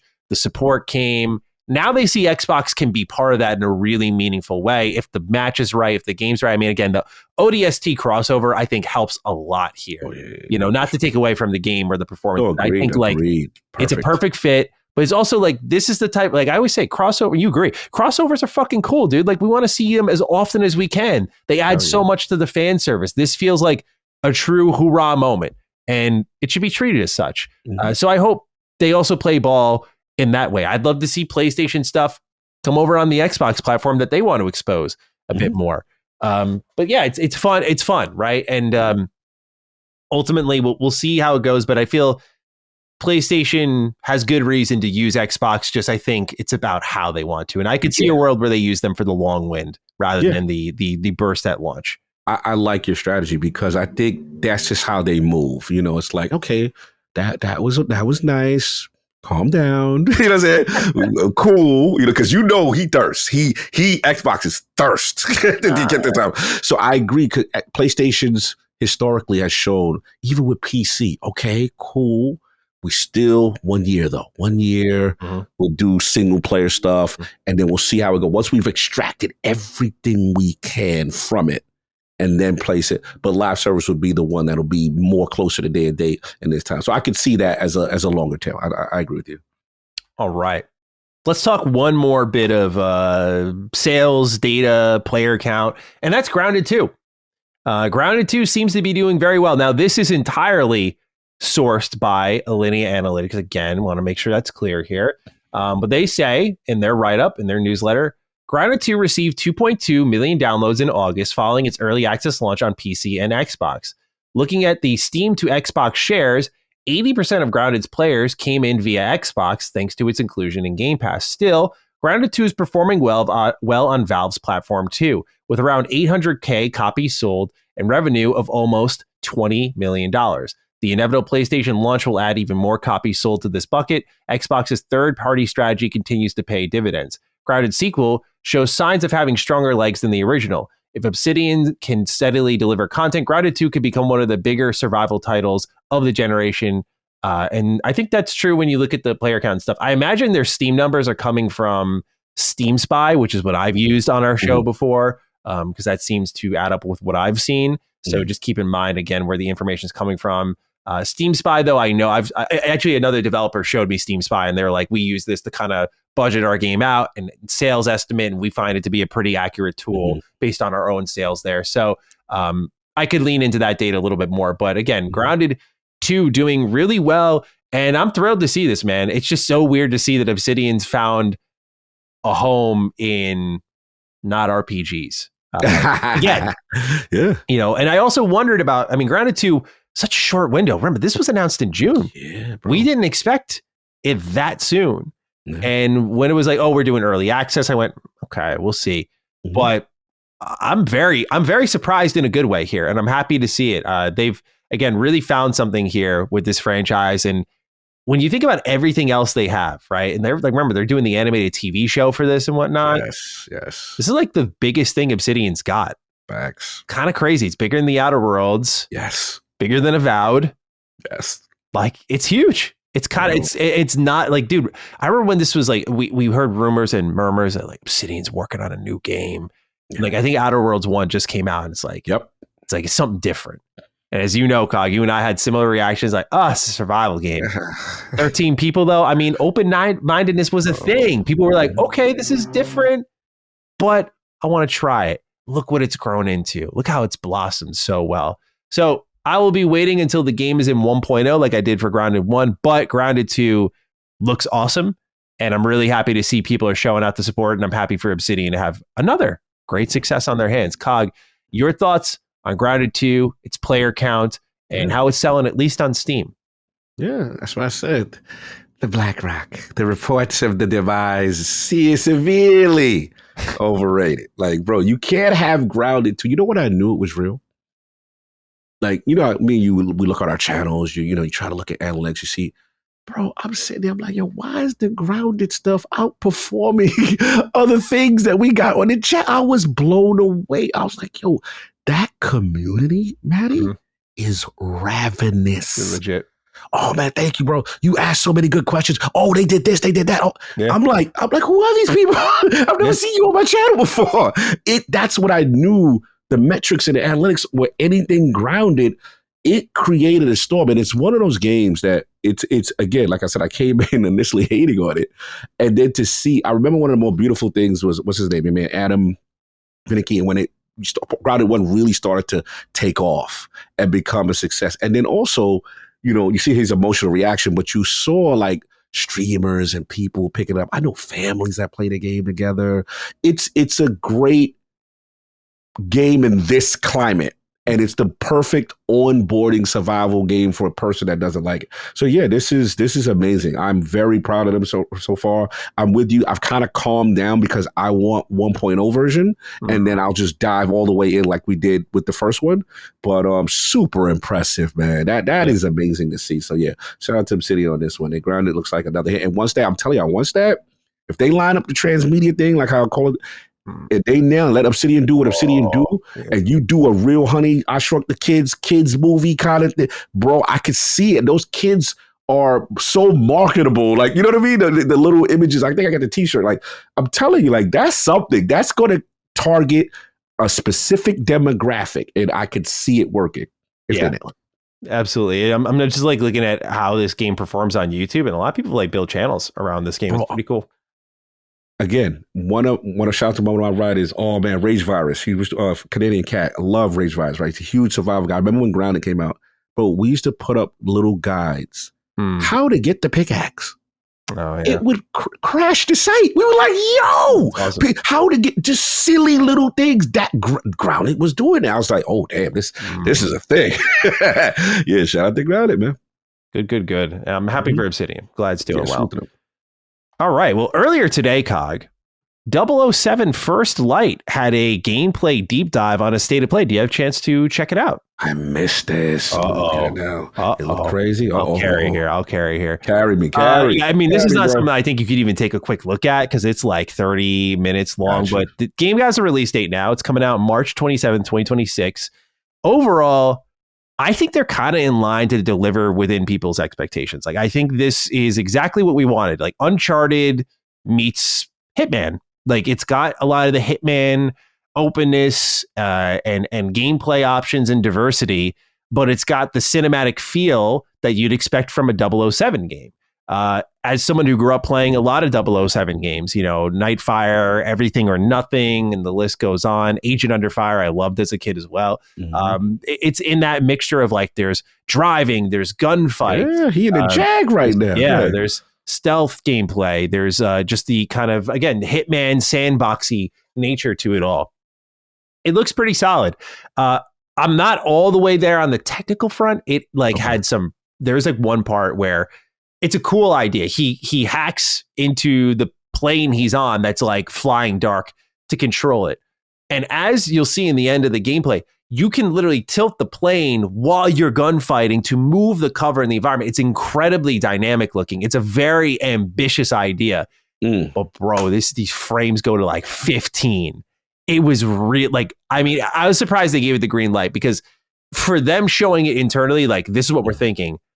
Incredible concept. Like, yeah, let's polish this out. But that ran terribly. But it was so interesting. While you're gunfighting, the environment can like swing one way or the other. You have to kind of balance out the plane.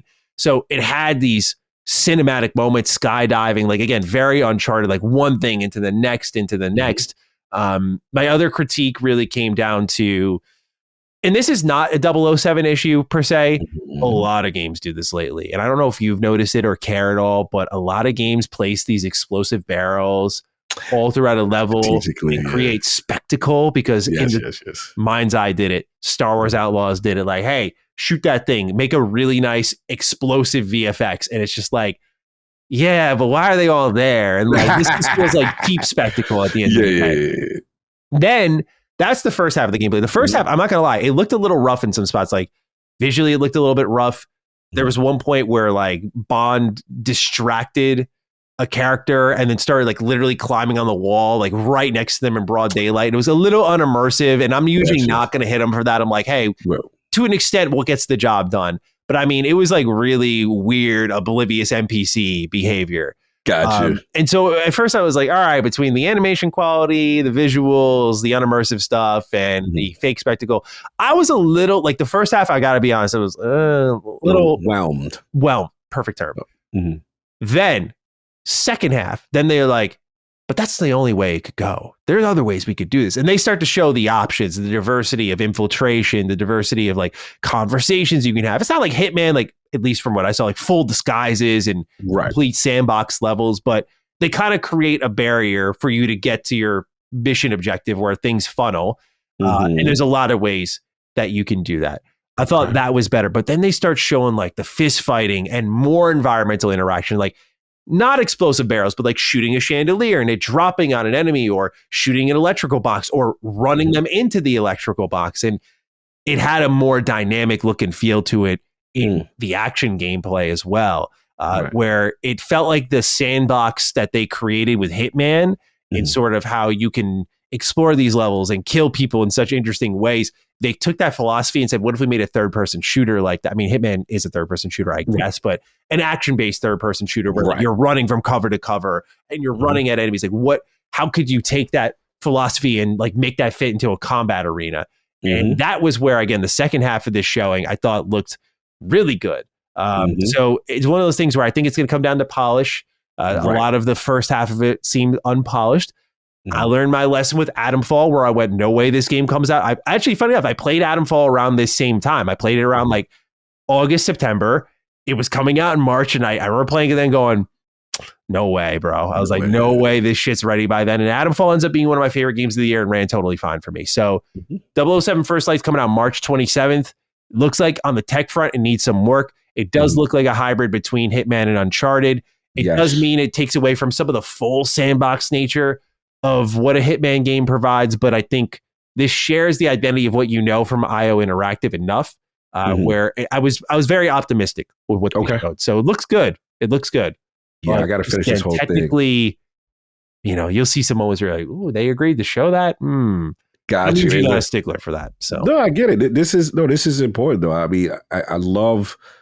It looks like a combination of a couple of things, and I like the fact, like I said, you drive it. Is it? I don't want to say they're open world, but it's interesting because you know how like Hitman is very episodic and you go straight to the thing. They look like they're leading to the thing. It streams from like one to the next to the next. Yeah, and then and then I'm noticing stuff, little things like while he's doing infiltration, it's telling you, hey, you are being watched right now and stuff like that. I thought that was pretty interesting. Obviously, you got your hit and stuff like that. It's dynamic. It's dynamic enough, but it's very ambitious. Yeah. And to your point, from a technical standpoint, how does it hold up? But the gadgets look cool, man. I ain't gonna hold you. This is like Bondy stuff. Like, I ain't gonna hold you, man. I'm gonna watch the whole thing when I get a chance. I definitely miss. I'm mad that I missed this. Yeah, but it's everything I like about Hitman for the most part, in conjunction with more. It looks like a little bit more tools and more action based. Yeah, but more action for sure. Yeah, we got to see if they complete, because Hitman is God tier, right? So we have to see if they actually land the plane. But so far, so good. I mean, I'm impressed. I'm impressed so far. I wouldn't be too surprised if, like, for example, the car chase scene, like, it didn't look good and it didn't look like it controlled well. Like, that car was peeling like a cartoon. I wouldn't be surprised if that sort of stuff didn't fully resonate with people. Those sorts of segments of the game, especially because they seem very on rails. And I think IO is really good when things aren't on rails. Also, this game is definitely pushing them in like the animation and the facial technology department, where you kind of didn't have to worry too much about that in like a non-story focused game like Hitman, where it's just about like, how do I murder you in the funniest way imaginable, and completing challenges and that sort of thing. So it does look like the hybrid we want in a lot of ways. And as someone who grew up playing a lot of 007 games, I'm excited for this one. So I thought it showed out well. It's just the tech stuff kind of holding back full excitement. No doubt. All right.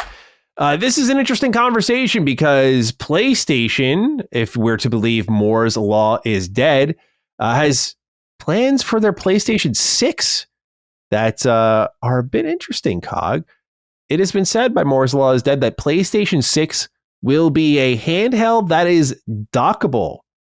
And he said that the 16CU RDNA 5 iGPU clocked at 1.20 gigahertz in handheld mode and 1.65 gigahertz in docked mode. But he has apparently a lot of documentation suggesting that the next PlayStation console will be portable. And we've seen like trademark filings and imagery suggest PlayStation was looking into this. How do you feel about this, Cog? PlayStation has a strong handheld lineage. They flirted a bit with the Portal, and the Portal did really well. Really well.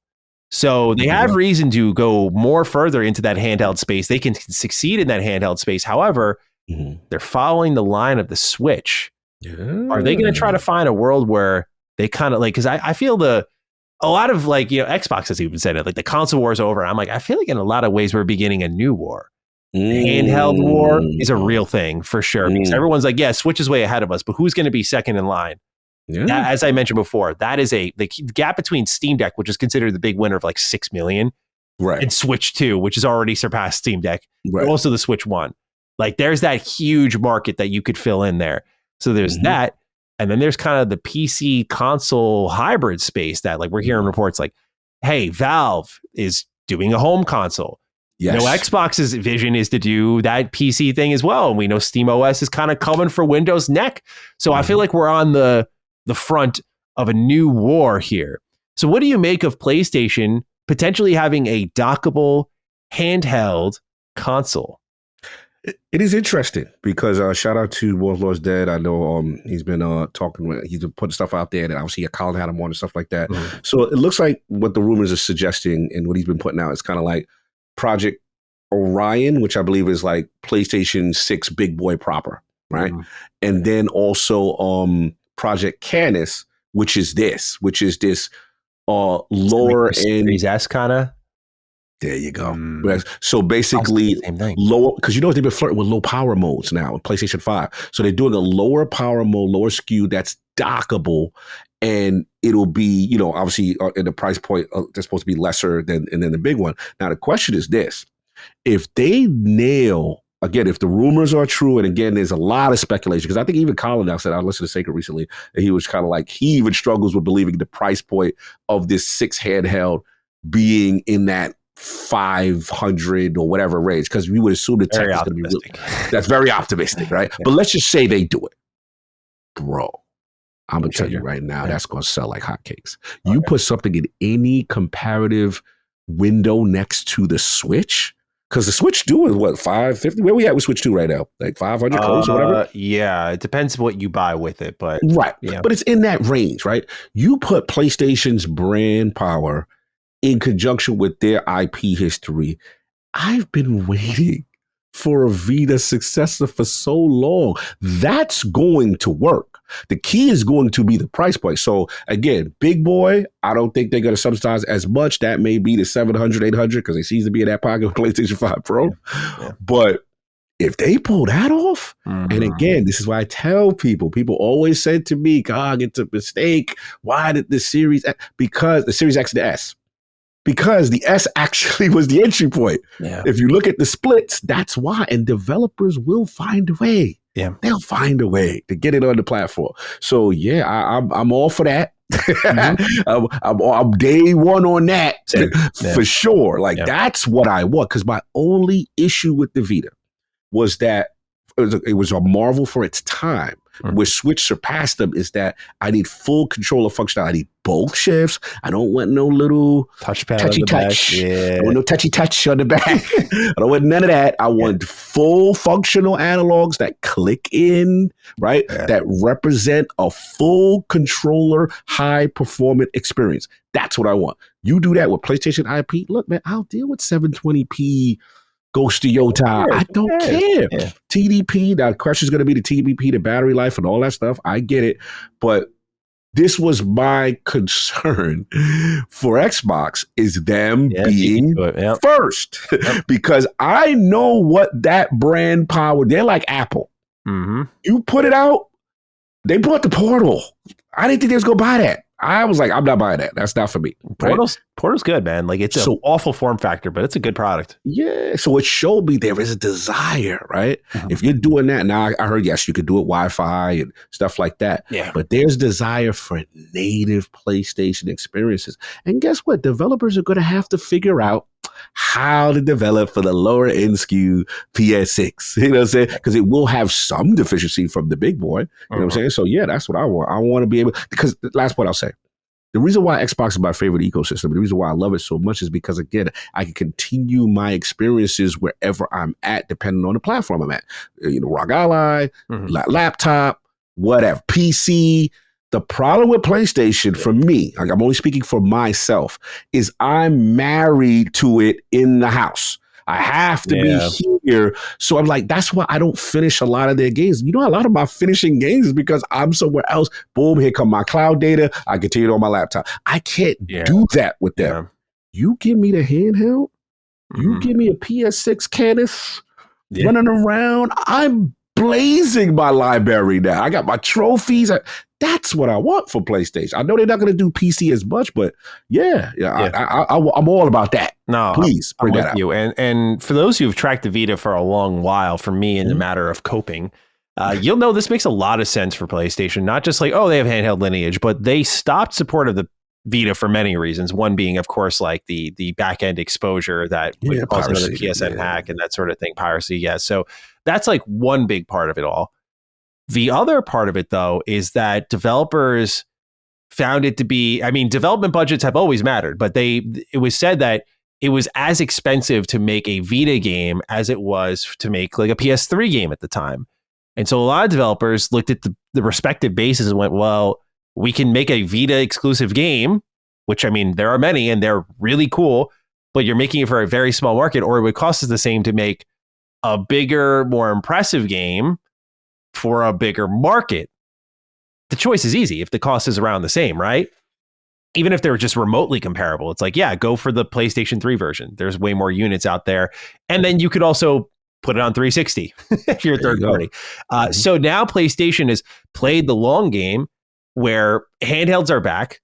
And now you can do what originally killed the Vita, but you don't have to worry about now, which is like, hey, you can just make a scaled down version of the game you're already making and it can run on the go.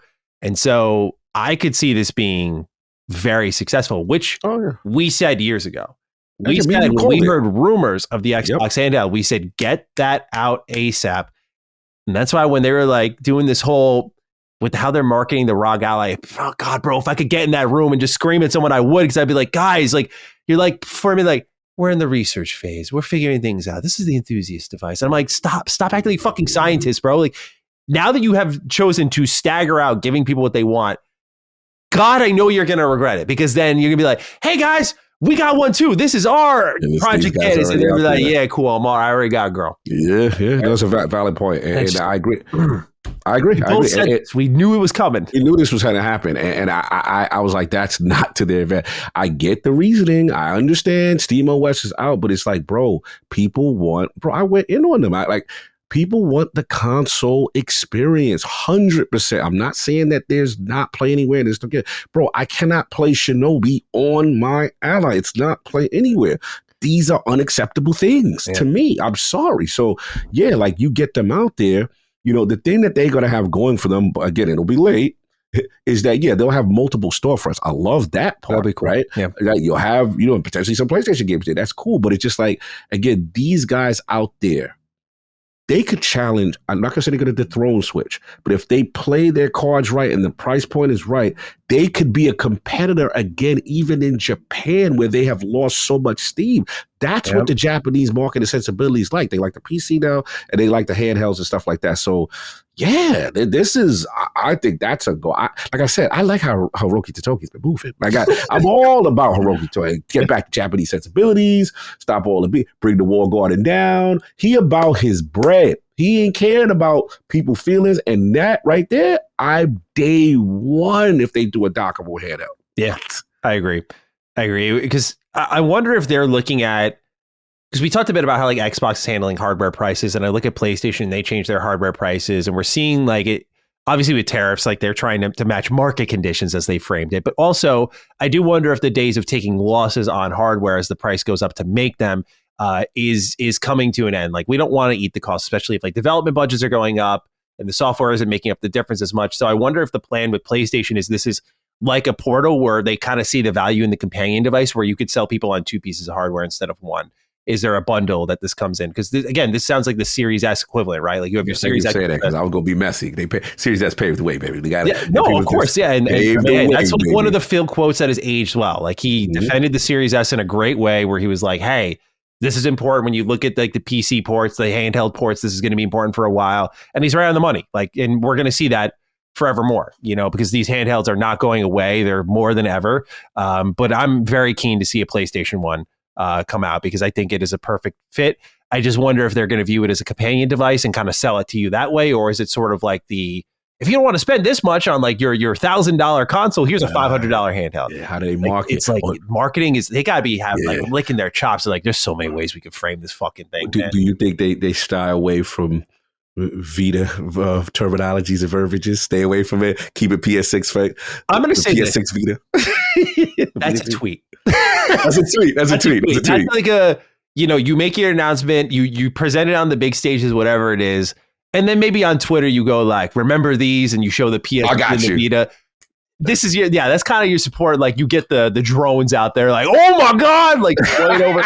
That's how I think they handle it. I see you. I like that.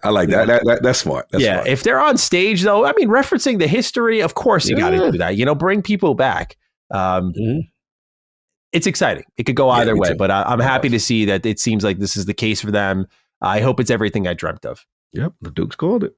All right. Epic responds to some Unreal Engine 5 concerns. This has been a big talking point. Metal Gear Solid 3 remake, or Delta Snake Eater comes out, and it's another kind of mess. A lot of people looking at the engines, blaming the engines here. We have a response from Tim Sweeney of Epic on what's going on with Unreal Engine 5. He says in a machine translated quote, might I add, the primary reason why Unreal Engine 5 based games don't run smoothly on certain PCs or GPUs is the development process. Many developers develop games for high-end hardware, then perform optimization and testing on lower spec devices in the final stages of development. Of course, optimization is by no means an easy task. It is a very challenging one. Ideally, optimization should be implemented early in development before full-scale content build begins. However, he does say that they're adding two major solutions. The company, according to Pure Xbox, is putting into place to try and help developers with this in the future. And one is a, quote, automated optimization feature, end quote, for various devices, making the process faster and easier for developers. And the other is to strengthen developer training and raise awareness of the importance of the optimization process in the early stages of creating a game. Can I interrupt for a second? Yo, that sound like educate your dumb self. Like, I'm going to educate you fools. Like, that's what that reads to me. I'm sorry. And that is that's a hilarious sentence, bro. I do kind of agree with him. I'll talk about it in a second. He says, compared to a decade ago, the complexity of games themselves have significantly increased, making optimization at the engine level a challenge. Consequently, game developers and engine developers like us are increasingly required to collaborate to solve these issues. And yeah, it's a mixture of the two. Like, Unreal Engine 5 does have some problems, for sure. And Epic is trying to patch them as quickly as they can, but there's no denying there are issues. However, this is, again, if we could, I brought this up in my video. I'm going to bring it up here, though. If I could lean into a Spider-Man quote that I love dearly. With great power comes great responsibility. So applicable to so many things in life, including game developer tools. There was a time we had our little stinky PS2s and OG Xboxes, you know, you had a little grimy 360 kicking around. That's not very powerful. You know, that's why the PC Master Race term was born, because y'all had all this power, but no one was really gaming there. Everyone was playing on their grubby little consoles. So developers had to challenge themselves. We have this broad vision of like what the world's going to look like, how big it's going to be. But we can't do that on this puny little hardware. We have to make educated compromises to achieve the vision. And through technical knowledge and compromises, find a way to that promised land. And we've seen many a success, many a failure, right? It's unbelievable that, say, The Last of Us or Gears of War are 360 and PS3 games. They still look on their original hardware incredible. So there are these moments where you're like, okay, there are games that, with realism, by the way, that have achieved a certain level of fidelity that look incredible. And that's because, again, the power was not limitless. Now, consoles are pushing toward the power of PCs. PC gaming is at an all-time high. You have Unreal Engine 5, which boasts a ton of powerful tools. Everyone's looking at ray tracing and hair physics. Like, we're down to the pixel fuckery of it all and getting diminishing returns. However, now, because you have so much power, these checks and balances that you used to do back then don't need to be really done nowadays to get this into a state where you can play it. However, alongside that, what ends up happening with Unreal Engine 5 games, and I mean, really games as a whole, is because your optimization process and your thought process, your artistic direction at the start of the project wasn't very good because you have the raw power to, it works. You just bull rush the whole thing because timelines are a real thing. And you get what's been happening a lot lately, as I'll talk about with Chronos: The New Dawn in a little bit here. You get these games where you're like, I've tried Chronos: The New Dawn on medium settings and it ran like fucking shit, dude. You know, it ran better on high settings. Like, you get these unoptimized messes. And it gives the engine a bad reputation, which is fair because there are features like Lumen and whatnot and that are just not implemented well. You know, but when it comes to the developer side of things, the blame is shared. And it's because, like, if you want to go Digital Foundry it up a little bit, like, look, I'll address the elephant in the room. Their channel is incredibly useful, but they have also brought a lot of attention to something that many people don't give a fuck about, and it just becomes a talking point. However, if we want to go in Digital Foundry's camp for a second here, they just did a preview of Silent Hill F, and they said that they're stunned this is running on Unreal Engine 5. Really? Yeah, because it runs perfectly. Gotcha. This goes down again to developer talent. It is a real thing, and we usually talk about it in the ways of like writing quality and quest design, but it is also down to the technical knowledge of it all. And what's happening is, as AI is taking over a little bit more, and how knowledge bases and like what's being taught at these schools is dramatically shifting, is you're having these valuable lessons that like veterans and seniors know, but either are not caring enough to implement because of the power they've been given, or people who have learned a completely different process with these very powerful tools are coming into these leadership positions and never got to experience the era of checks and balances. So what I'm seeing with something like Silent Hill F is a responsibly made game on the technical front. We'll see if that evolves in the full product, but you're seeing a very responsible game on the technical front. But many companies are getting carried away with Unreal Engine 5's power set, tool set, and not creating a system of checks and balances. And so I know it's not cool to like side with the CEO of a company fully. And again, I hope people understand I kind of laid the blame at the feet of Epic in some ways, but a lot of this is developer issues. Like, for example, it's a developer issue that you can look at a game and identify its engine. I did not initially know that, Silent Hill F was an Unreal Engine 5 game until it was told to me. But there are games like, hey, I'll call out one of our favorites, Expedition. Yeah. When I saw that first trailer, Unreal. Yeah. Instantly. There are some games that fail to hide it, even with great artistic direction. So again, there's a talent level to it. That's not me knocking something like Expedition, but it's just to say that I think because our awareness grew at a time, like before all this, we were really like, we didn't care. We were just getting games and playing them. They're fun. Now, a lot of us are industry enthusiasts and this stuff matters more. We're more invested in the economics of it. Things that we used to just not give a shit about. We missed this whole era of like asking these questions. And so now we just see games performing horribly and we're like, what's going on here? So that's my mouthful on it all. Cog, I kick it to you. These Unreal Engine 5 concerns, Tim Sweeney's response to it. How are we feeling about UE5 games? Like, what's your feeling when you see UE5? Are you like, what's the feel? What's the vibe? I'm generally a fan of UE5. I think that, I mean, obviously you cooked on that segment. There's not too much I can add, but I'm a coin a fake term. You know what I'm saying? I'm gonna call it TTR, right? And again, it's developer time, talent, and resources. You gotta have that. Time, I like that. Yeah. Right. You gotta have enough time in your timeline to really look at these SKUs, whatever. Talent. Maybe you're a new developer, right? You're unfamiliar with Unreal Engine 5. You're trying to get things out. You're coming from Unity or you're coming from 4. You're still having struggles, whatever. And then it's resources. How big is your team, right? How much money do you got allocated to really get down to the metal and do what you need to do? So my fake little term I'm gonna come up with is TTR, because it's like that's every studio's is different. Right now, again, in fairness to developers, it's a new engine. You got to learn what's going on. But you nailed the key thing here. We're in an era now with a Steam Deck, a Series S, a Nintendo Switch 2, right? Where you've got Unreal Engine 5 that could go to these massive power deltas with PC and the high performance 5080s and all that. And it's easy to just throw that bad boy on that and say, see, it worked, yo. It's lit. Yeah. I don't know what's going on. But now there's money to be made on these other devices that, let's be honest, there are more of them out there than the bigger ones. So now it forces your hand. And I remember I used to go to develop like, bro, I'm like, tell the truth. Series S the problem, right? I used to challenge third parties. Tell me the truth. I said, okay. Like I'm not even talking to Xbox. I'm gonna talk to you. Tell me what it is. And they're like, nah, bro. It's just again that TTR term again. Time, talent, resources. If you have it, it can be done. You know what's the case in point that really blew my mind? Black Myth Wukong Series S running at 60 frames per second. I didn't even think that would be possible.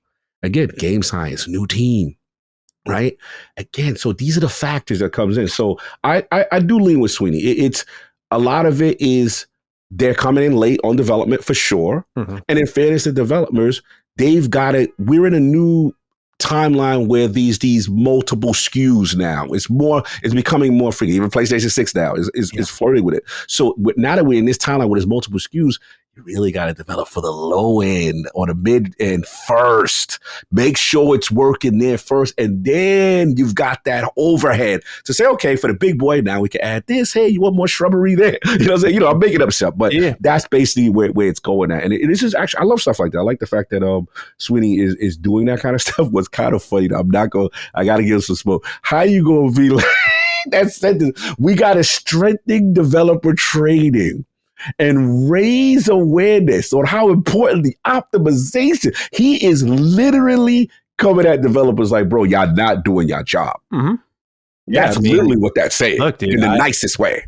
You know, I can't speak to who or what, but like I've spoken to developers who have worked at really prominent AAA teams in their art departments, by the way, and like they do not speak kindly of the processes that they're seeing being built. They also don't speak kindly a bit about how Epic released this engine. So again, the blame is kind of, to my knowledge, shared. And I mean, when you talk to these art directors and whatnot, I mean, there's a reason I keep my discussions on what would be considered more of a surface level, less technical, because it is a fucking science, dude. Like, there's a reason that people go to school to train for this stuff. I've watched my art director go. It is an insanely deep process to understand and get to a level of like what good actually looks like. It is really tough. It is much harder than just drawing a texture sheet, like I think people think it is, and slapping it on a model. It's way deeper than I ever could have imagined. So I understand the complexity of it all for sure. Because then you have to, again, you have this other element of like, what's good practice? Like when making assets, like if everything's individualized, that's also what's clogging these pipelines. And so like, you know, like how are developers using trim sheets effectively to kind of like recycle and reuse assets where they can like recolor a texture and make something look and feel completely different. Like that stuff can go a long way. And, you know, like I've had the privilege to go through a few applications when people have like submitted stuff to me. And like one common thing I see for like people out of college is like when I go through their portfolio, like you can tell their professors are teaching them like, hey, just like ship a few things. And like, so you'll read their portfolios, like I've shipped 4 games in 5 years, and you're like, oh wow, okay, like damn, like shipping games matters, right? You want to know someone who can finish things, because everyone can make a good game. It's about finishing it, right? Which is very tough. So when you see someone like, I've shipped a bunch of games, it's like, all right, let's take a look here. And when you see they're like whatever janky things that clearly like they just kind of threw together and put out on the marketplace to call it like we shipped, and we know what that's like, and you've kind of followed all the steps of like an Unreal Engine tutorial starter course online or something like that. You can tell what's being pushed in this new generation. That's why I always say I have future concerns for this industry, because it's like practices are changing, and it, you know, granted, I work with people who have kind of learned how the old way was done, and you know, like, so what is the new way? And there are some concerns about the new way without even including AI in that mix. Yeah. No, that's fair. And in fairness to developers, to add on to your point, which is a good call out, it is up to the engine owners or manufacturers to bridge that gap of understanding as well. Right. And in order for them, whether it be the tooling, the education, the instructions, the seminars, GDC, whatever methods you can use to kind of get it, because clearly this is an issue that people are having. And it may be more than just, hey, you know, you're just not smart enough. You know, in fairness, developers. So it's time to bridge that gap and create these resources for people to get the best out of these engines.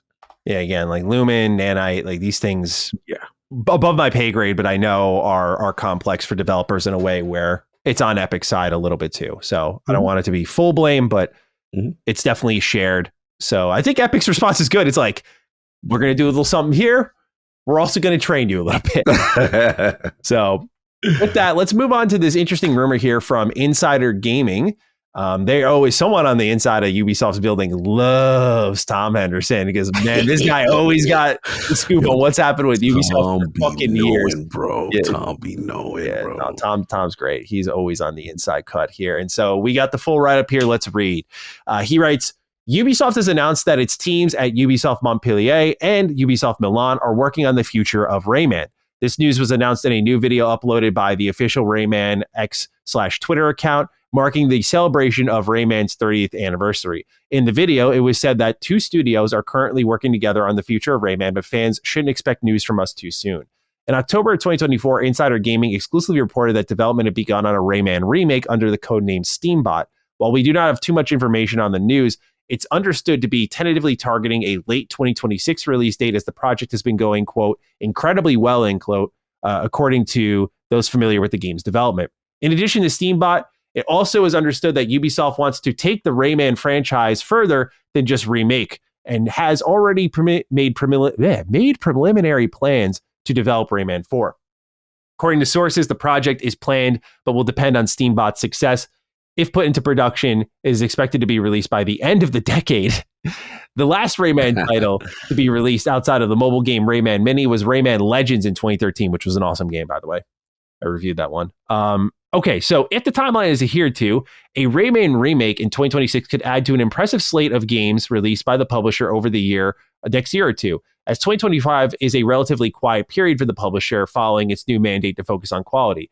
It means that its entire pipeline of games has essentially been pushed back, but could lead to several top-tier releases in a relatively short period by the publisher.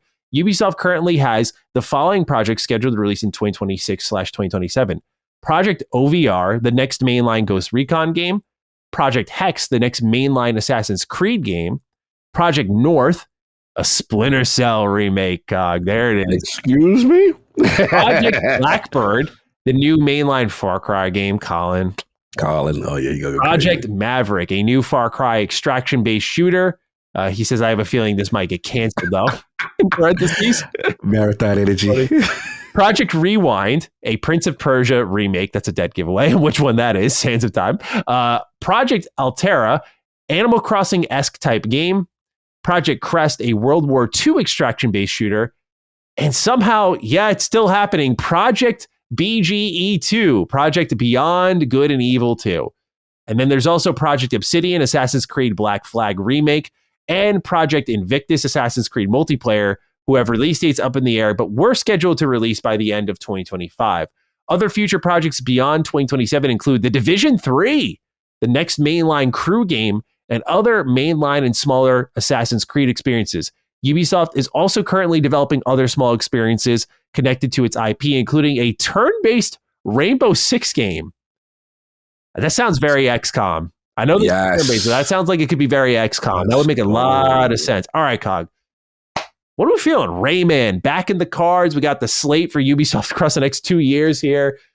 I see a lot of things I like, but their commitment to quality, we'll see how that shapes up. Yeah, that has to be the main thing, right? I like that a mandate supposedly exists, on commitment to quality, because we know that they had lost their way with the over-annualization, the over, cash grabbiness, and hey, space things out and make them better. So I'm pulling for them. Listen, man, Project North, this better be real. I would have to speak to top. Don't be playing with me, man. Y'all done flirted, y'all done blue balled me so many times with the damn Splinter Cell. I just can't take it, man. I can't. I need my Splinter Cell remake so bad. So yeah, that sounds cool. Obviously, I'm actually curious about the this Animal Crossing-esque type game, because to me that shows that they see a value in that market that Nintendo has.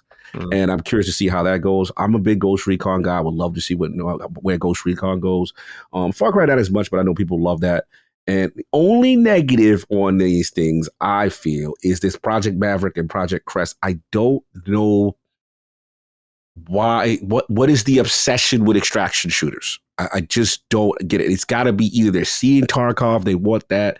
And then to me, it's like, you've already got, what is it, the Rainbow Six? You've already got, it's not that it's an extraction, but it's kind of, what is it, squad-based tactical shooter. You got your own lane and you're winning. That game is always top 5 engagement everywhere.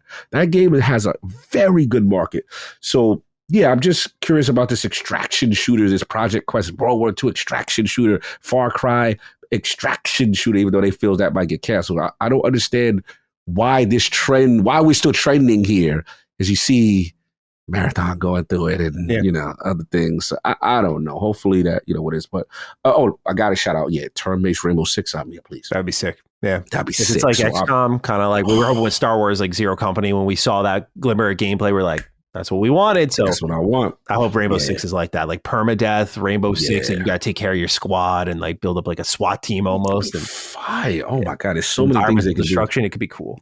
It could be super cool. And then obviously, people think I'm a Division hater. I actually like Division. I would love to see a Division 3. So Yeah, that's what I've been wanting for a certain other franchise of mine to put a 3 on in there. Mm-hmm. And like, I mean, that's one where like, see, what I don't like seeing with the extraction shooters of the Animal Crossing game is Ubisoft's biggest issue, I think, is they're too reactive to market trends.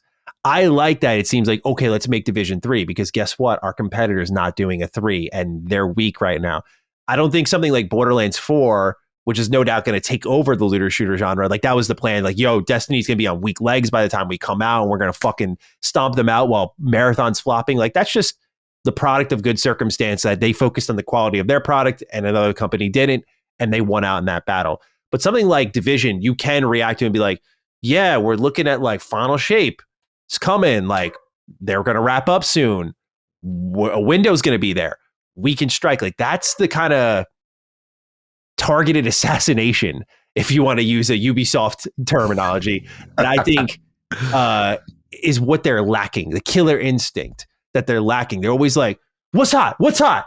Oh, you guys like extraction shooters? Arc Raiders is sick. All right, look at a green light. Far Cry, World War II. Okay, nice. Like, so I want them to get back to a little bit more killer instinct, confidence in their teams, letting them explore themselves creatively. Again, that early 2010 stretch of Ubisoft, Valiant Hearts, was it Child of Light? I got the name wrong last week and I'm getting it wrong again, but the turn-based one that was very pretty, really special video game. That one was also from that era. They did, Black Flag during that era. Yeah. I always love Unity Day One, so I got to throw that in there. Even if the launch product was a little mixed for people on a technical state, that game fucking kicks ass. So like, Ubisoft used to be a force to be reckoned with, and I'm not fooling myself that like they're gonna immediately get back to that because they're now focusing on quality. I feel like they always should have, but I think part of their problem is chasing the trends and then trying to like get ahead of their own development pipeline to be in time for the trend while it's still active. I agree. And so if they can get away from that, I think they'll be in a good spot. So seeing them like target things such as Rayman, it's like, yeah, cool. Like that's just a cool thing that they get to do. And I'm sure it won't light up the sales chart, but it'll be awesome to see Ubisoft do something a little bit more interesting. But that Montpellier team, that's the team, or Milan. Those are the teams that I believe one of those two was the one behind the Mario and Rabbids series, which now we know the director of those games went away. So now we know kind of what's going on with that. That's right. All right. Next up. What's going on with Cyberpunk 2077? You may have seen a little tweet thinking that Cyberpunk's teasing something on the way. They put up this message from President Rosalind Myers, and they're, September 4th. People were like, whoa, what's going on? They said, FYI, this isn't any sort of announcement or reveal about new content coming into the game. It's part of an activity tied to the Phantom Liberty anniversary we're celebrating this month. So that's been made clear. However, in actual news, 75% of Cyberpunk 2077 Ultimate Edition sales were physical, according to CD Projekt Red. Mind you, this is a game where the full entire game, including its expansion, is included on a 64 gigabyte cartridge, which they said players find particularly attractive.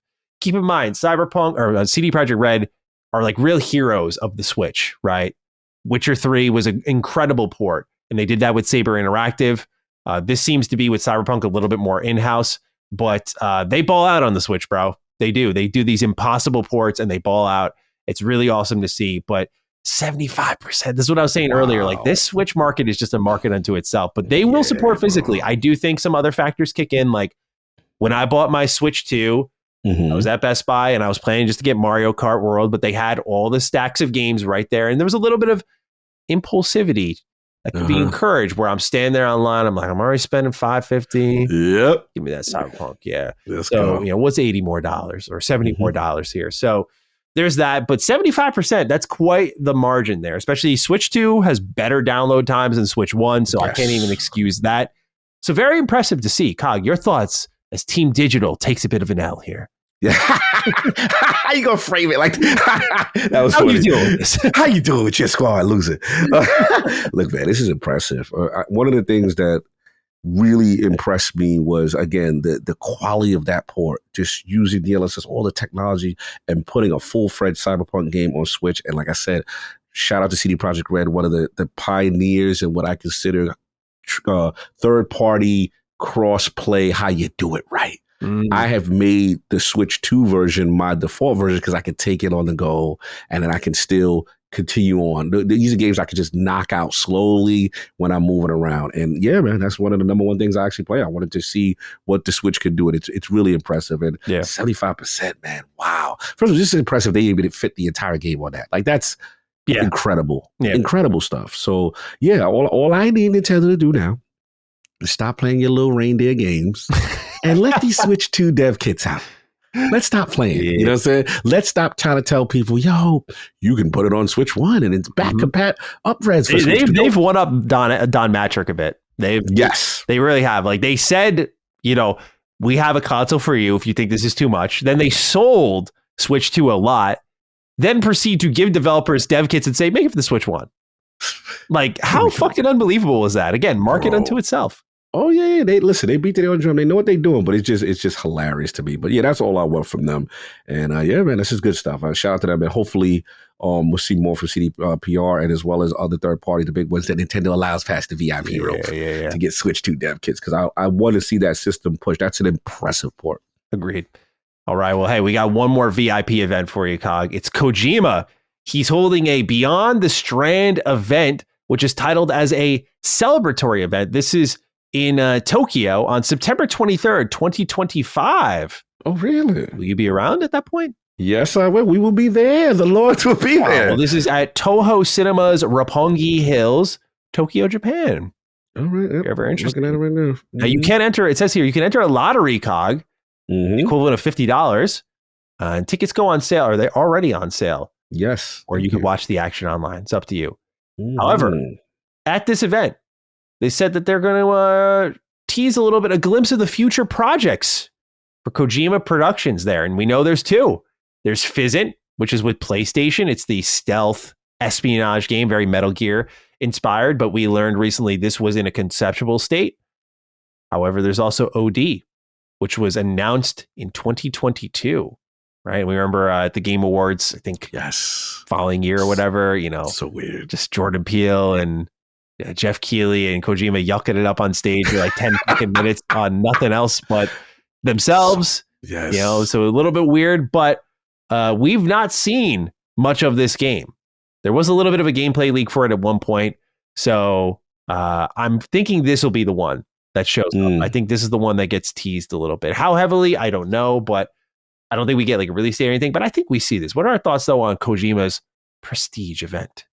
He's ready to talk. Obviously, the top of the year, Death Stranding 2. He's got more projects. I would love to know what OD is. I'm very intrigued, man. Again, outside of the weirdness of the Jordan Peele stuff and all the foolishness that happened at the Game Awards, I want to see what he does with that horror space, and I want to see what he does with tech. I want to see what he does with cloud, because he clearly has a cloud fascination. He's flirted a little bit with the Strand and the connected worlds. And he, like I said, before OD came to Xbox, whatever his initial conception was kind of with Stadia before that. Yeah. So he's got something that he wants to plan and utilize in a creative way. And that's all I care about. Because as much as I give him a little smoke, he's one of the great minds, and he pushes boundaries in ways in gaming that you don't expect. Yeah. And I would love to see him take that genre and do something crazy with that tech. Yeah. 100%. So we'll see. Not too much longer now, but excited to see what Kojima is up to next. I might have to book. All right, Cog, it's time to talk about what games we are playing. I see not too much has changed for you. Let's start off with you, sir. A little 100% journey on route here. How are we feeling? Yeah, man. I mean, Shinobi, back at it. Art of Vengeance. Obviously, like I said, I completed the game and had a ball. And without spoiling, you unlock a whole new mode, right? Which is a super challenge mode. This is probably like a boss rush mode almost. And I want to do that. I was like, wait, you know what? It's a couple things I didn't get done. And let me tell you, 100%ing these levels is very challenging. There's secrets. There's these things called the E&E squads, which are very tough combat sequences where sometimes they put you in very disadvantaged situations, or kind of like platforming where like there's spikes and there's things going on, you got to move, or sometimes just a straight like tough fights and they keep spawning and stuff like that. So you got that. And there's these other secrets, these things called lab keys that lead to maybe an optional encounter, which I'm close to getting. And this is other thing where the hardest thing in this game is called the Anko Rifts. So basically, they're on each stage. You got to find them. If you find them, you get teleported to this other dimension. Maddie, I'm telling you right now, this has pushed my gaming and my skill level to the limit. We're leveling up. Bro, I'm talking about I had to go back to young COG days. And the thing is, what's beautiful about the rifts, even though they're frustrating as hell, hard as hell, there is no forgiveness. You mess up one time, if it's a platforming thing, you go back to the beginning. This game tests you on every aspect of your ninja. These specific abilities that you get. Like one example of a ninja is like using claws to climb onto specific surfaces. There's one ninja where you get like a glider and you can kind of like hang down. Also, if you see pockets of air, you can use it to fly up, right? Bro, there are so many examples of specific skill sets you have where sometimes the rift is literally centered around just that and your mastery of it. Bro, then you want to talk about platforming. At one point, I was like, is it sacrilegious to say that Shinobi as a platformer is one of the best platformers? We could have the conversation after doing that talk. Ori being challenged? Yes. Dare I say? Oh. Yes. Now, I will give Ori the championship on one thing. Ori is just precision and challenge all around. Where Shinobi matches them, precision challenge and chase sequences. Oh my God. There's chase sequences in this thing where you have to platform and do all these things in succession. Now, we'll admit, when you start to get into the flow, Maddie, it is so rewarding. It's such a skill. You feel like a ninja that you got through this difficult part. There's this one part where you're running up these walls. You have to use this ability where you run up to a wall, you hold it for a couple seconds, and he'll do a quick scamper. And then after that, he'll slide down. So you have to like hop. It's like Spider-Man's type stuff. And it's like, bro, it becomes a dance. Now, mind you, some of this is all under duress where like a wave of fire is coming. And you got all you know what I'm saying? That's Ori. Platforming up, platforming down. Like, it's crazy. So you have all of these things, right? So I'm sitting there and there was times where I'm like, oh my God, I'm going to throw the controller and break it. I hate this. I can't. But my ego, like, bro, you could do it. You could do it. So this was my souls. Like, people don't understand. Shinobi, the arcade was one of the hardest in terms of stuff like this, but not to this level. Like, this is now modern sensibilities and all this stuff. But then, without spoiling, they have the nerve. I got like, because you need 10 of, you do these Anko Rifts, you get this thing called Dark Katana Fragments. I was like, all right, what's this? Okay, cool. So, bro, you start to get to the final 2 or 3 of these things. One of the rifts said, all right, I'm going to challenge you on everything you know in the game. How nice are you in every aspect of the game, including combat? And they only was nice to say, okay, if you got halfway through this, we'll give you a checkpoint right in the middle. But if you keep dying, it's over. Bro. That's old school. Game almost broke me, son, but your boy did it. That was good. I love that. Satisfying. I am the nicest dude in the world. I record, I was like, bro, that was impressive what you just did right there. And it will break you. There's so, like, how the hell do I make that jump? How do I do this in this rapid time? Like, there's so many questions where, and it makes you think. The only pushback I will say with Ori is the superior game, and me and Attic have discussed this. They do introduce the grappling hook mechanic as a ninja ability, right? A ninja skill set. The only thing I do not like about the grappling hook is that it operates in the direction you are facing it. So if you see you attach, you Spider-Man to it, right? You pull to it. A Batman, I should say, it's more of a Batman kind of a thing. Gotcha. Right? So the only thing is sometimes you got to go the other way. Yeah. And then it's like, okay, so I pull to it, let go, drop, pull back to it, go to the other side. So it gets a little, I wish I had more control. Got you. Over that. That is the only complaint I will say that, like, there's no moments like that in Ori. Like, you generally have precision with everything. But jumping, double flicking, dash, bro, feels good. Then when you glide, like the platforming is spectacular, bro. So yeah, like they did that. So basically, I got the dark fragment. Now I got this major thing. I'm almost close to getting these things called the Yabori relics, which basically these secrets that you find in the stage that you take to the shop, and the shop has more move lists, more things you can buy, more. And it's not just cosmetic. These are real moves. So there's one left, and I'm almost close to clearing out. I've cleared out probably 75% of the stages now. Only got like 2 more left. I have an optional boss fight that's supposed to be a secret. People tell me, yo, wait till you see this. It's such a throwback, bro. You're going to go crazy. And then the rifts are all done. So I have the Dark Katana. And then I will conquer the boss rush mode. And I want to do that. I believe there's an achievement for that. So I say, you know what? Usually with a game I love to this extent, I got 100% it. I got 100%. So yeah, I'm like at maybe 90% of all the achievements. I'm very close. And I was very proud of myself last night. I got all the rifts done. And I'm telling you right now, man, these are the most challenging things in this game. It really tested every bit of my knowledge. You still got it. Yeah, I still got it. Oh, man, I was like, all right. It's proof that if I have time and I dedicate, I can do it. I can do these souls things. That's all it is, right? Like I've noticed this with myself. There's some, like, I've streamed between so many different games that I've noticed, like, I'm still good at games, but I got to settle in with one. I tried to go from Hell Is Us to Chronos The New Dawn, and in Chronos, I got like fucking smacked in the first hour. Like I didn't die a lot, but I was like, damn, bro, I'm a little sloppy. I was like, my aim's not right.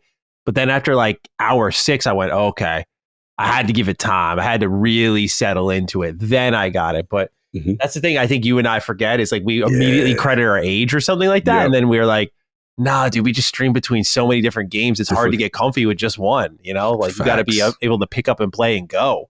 So bro. I'm glad that you overcame your challenges. Got it done. Those demons can no longer haunt COG. Yeah, exactly. But again, I still got to do the boss because here's the boss rush. You face every boss in the game back to back with the health that you have. So now here's the thing. You gotta be perfect. That's so good. Bro, but here's where Mega Man shit. That's interesting. Yeah. Yes. Very Mega Man. And here's the thing though.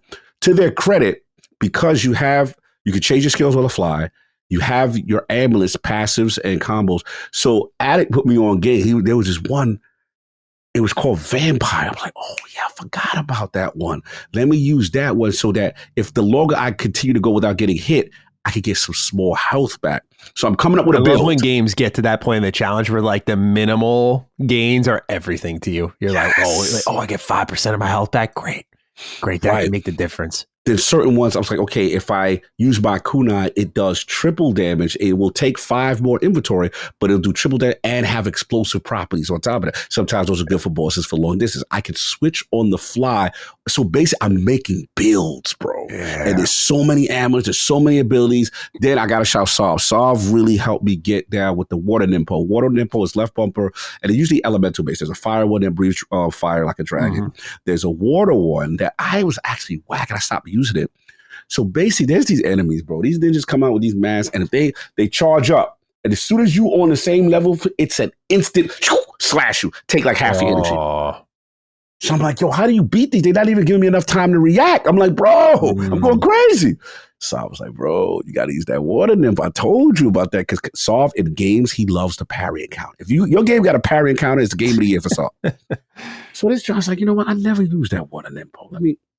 Bro, I put my little Shinobi joint up. So come on, bring it. And then I got a passive that if I miss, it still gives me an extra chance. And instead of the miss animation wasting the ability, it throws a little a kunai if I miss, and I get to use it again. So I'm getting better with that. Like it's so many builds and strategy stuff that makes certain Nimpo abilities stronger. Stuff like that. So yeah, I know the boss rush is going to be hard, but I'm trying to get as powerful as I can by doing all the secrets to then get to that. So that's where I'm at, and we'll see what's up. And I know they got more content coming. They got like added boss. They're going to be doing a whole bunch of stuff. Roadmap? Like, yeah. Bro, you're living your best life.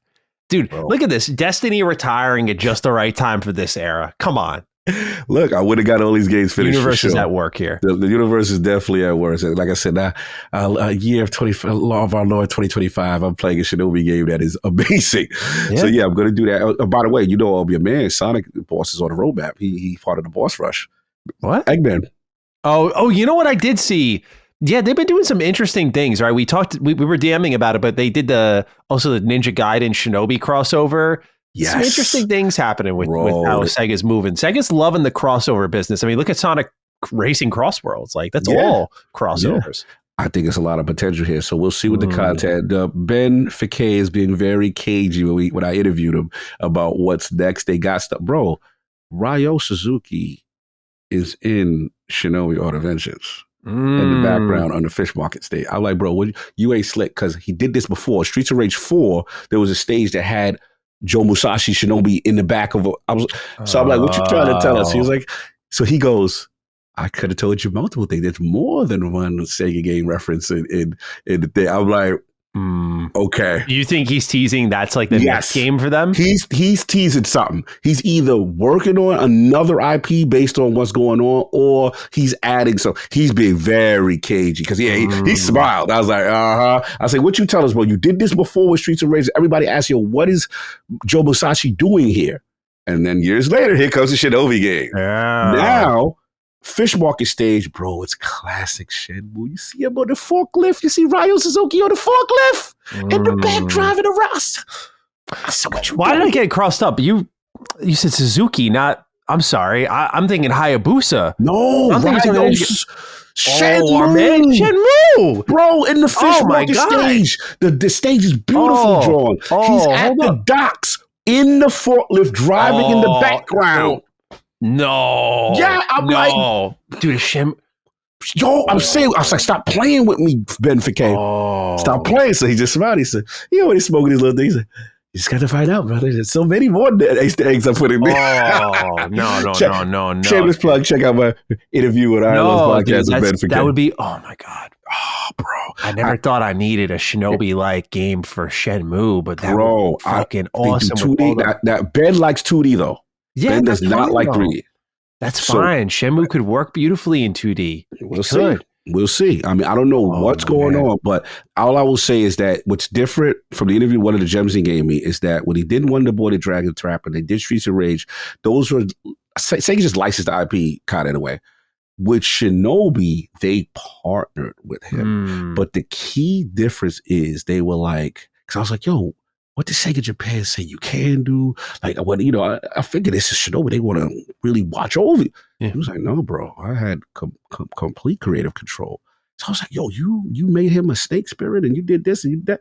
He was like, yeah, I'll get the chance. I was like, yo. So he said, like, I had to respect the franchise, but they've got so much trust in Lizard Cube right now. That he's working on something. He won't tell me, but I was like, all right, I'm going to have to get that off. It's Shenmue, bro. Oh, man. If that's Shenmue, that would be crazy. But then again, we got to see, because we know, you know, our man's the OG, you know, Yu Suzuki. Yeah. There may be something cooking, because we know they're doing the Shenmue bringing back out 3 with the fixing sensibility. Yeah. So we see. But anyway, so like I said, I've been doing that. I'm almost close to 100%. I'm pretty sure I should get that done this week. Nice. And then I just been in my Demio bag, bro. Demio is my comfort food game. It's my perfect portable game. I love the Steam version, and I must continue to put the pressure on Xbox's deck. Bro, how everybody have a version of this game except you? And I don't want to hear about the VR excuse no more, because PS5 has a console version. Epic Store, Steam has a Steam version that's non-VR. Where is my Demio, bro? Like, this is unacceptable. Resolution Games, what's up, man? Like, who I got to call? What's going on? Because this is my favorite game. Like, I love this game. So anyway, my new thing now is I've been doing skirmish mode. So skirmish mode, you play single player, and you create your construction for, and I've been trying to solo these dungeons by myself, and they're tough, bro. They get to eat. They're 3 levels deep. The second level gets challenging, but the third level is the actual boss encounter. Bro, this is so addicting, man. I got my little squad. I got the Guardian, who's the knight. That's more of a tank build. I got my Warlock, she uses this spiritual, like, wolf thing. She's got magic. I use my Bard. I got my Bard. He's doing the health. He's doing his little songs and stuff. And the reason why I'm so hyped is because this year, Demio Dungeons and Dragons Battle Mark. Full story. I'm going to send you the link, bro. Yeah. They literally got Dungeons and Dragons down with them because of the success of Demio. I'll just put it in the chat for you right now, in our chat, bro. I just can't wait. Like that's all Demio's missing. Demio just doesn't have like a true functional story and true like D&D anything. But now you're talking about turn-based combat in this, bro. Yeah, it's really cool. Once again, there's a certain platform I don't see. I see Steam. I see PlayStation 5, MetaQuest. I do not see Xbox or Nintendo. True, no Nintendo. That's right. This game would kick some ass on Game Pass for sure. Bro, give them a bag. This game is so fun. And shout out to their developers. Like I said, I interviewed them in the past. They got it, bro. Because it's pick up and play turn based without the complications of overly complicated Dungeons and Dragons. That's what makes Demio so much fun. And I gotta hit my man on my man. What's my man? I forget. I did the podcast with him. He gave me his friendly. He's like, bro, I play Demio. I'm gonna play with you. I gotta get it. When things settle down, we're gonna do it because I'm gonna start by Demio weeks, bro. Like that's a game I love so much. Like I don't care. I have when I play it, I can't stop playing. That's what I knew was my favorite game. Got that addictive element to it. Yeah, it's like how you get with what was your joint? Which was the mobile joint that you used to like that used to Smite. It's kind of it's like I get in it, I just can't stop. Don't put a MOBA in front of me. That's good. Yeah. Oh my god. Demio was that for me, and I will say I do prefer it in VR, but it's so fun to continue on the go and like I love that. Nice. So, yeah, that's been it for me. Pretty simple, but you got a lot going on. Oh boy, do I! All right, so we have 2 reviews, 1 impressions piece here. I'm gonna go in release order. Lost Soul Aside. Yes, I'm curious. Yeah, it's an interesting one, right? So there's a whole story behind this one. I'll keep brief. It's a solo developer passion project, right? So this is coming from China through PlayStation's China Hero Project. Where they're basically picking up these projects and giving them funding and turning them into full-scale productions. So this was one that caught the internet's attention because of its visual effects and its animation quality. It looked very next level, and people were like, make this a full game. So PlayStation swoops in. You know, those scouts are crazy, and they do their thing, right? They give them the budget, and they make it a full thing. It's a PlayStation and PC exclusive. And I was interested because the developer clearly is very inspired by Final Fantasy 15, which is one of my favorites. You know, like I got a soft spot for it. It's like definitely a flawed game in some ways, but that game's got a lot of heart and soul to it. I will just say early on with the character design, I think he flew a little close to the sun. I mean, we need to have a talk about games doing this type of shit, right? Because some people are like, who gives a fuck? He's inspired. I'm like, I will always be the big defender of inspired, but he even copied the red on the bottom of Noctis's shoes. Come on. Like, do you copy the man's souls?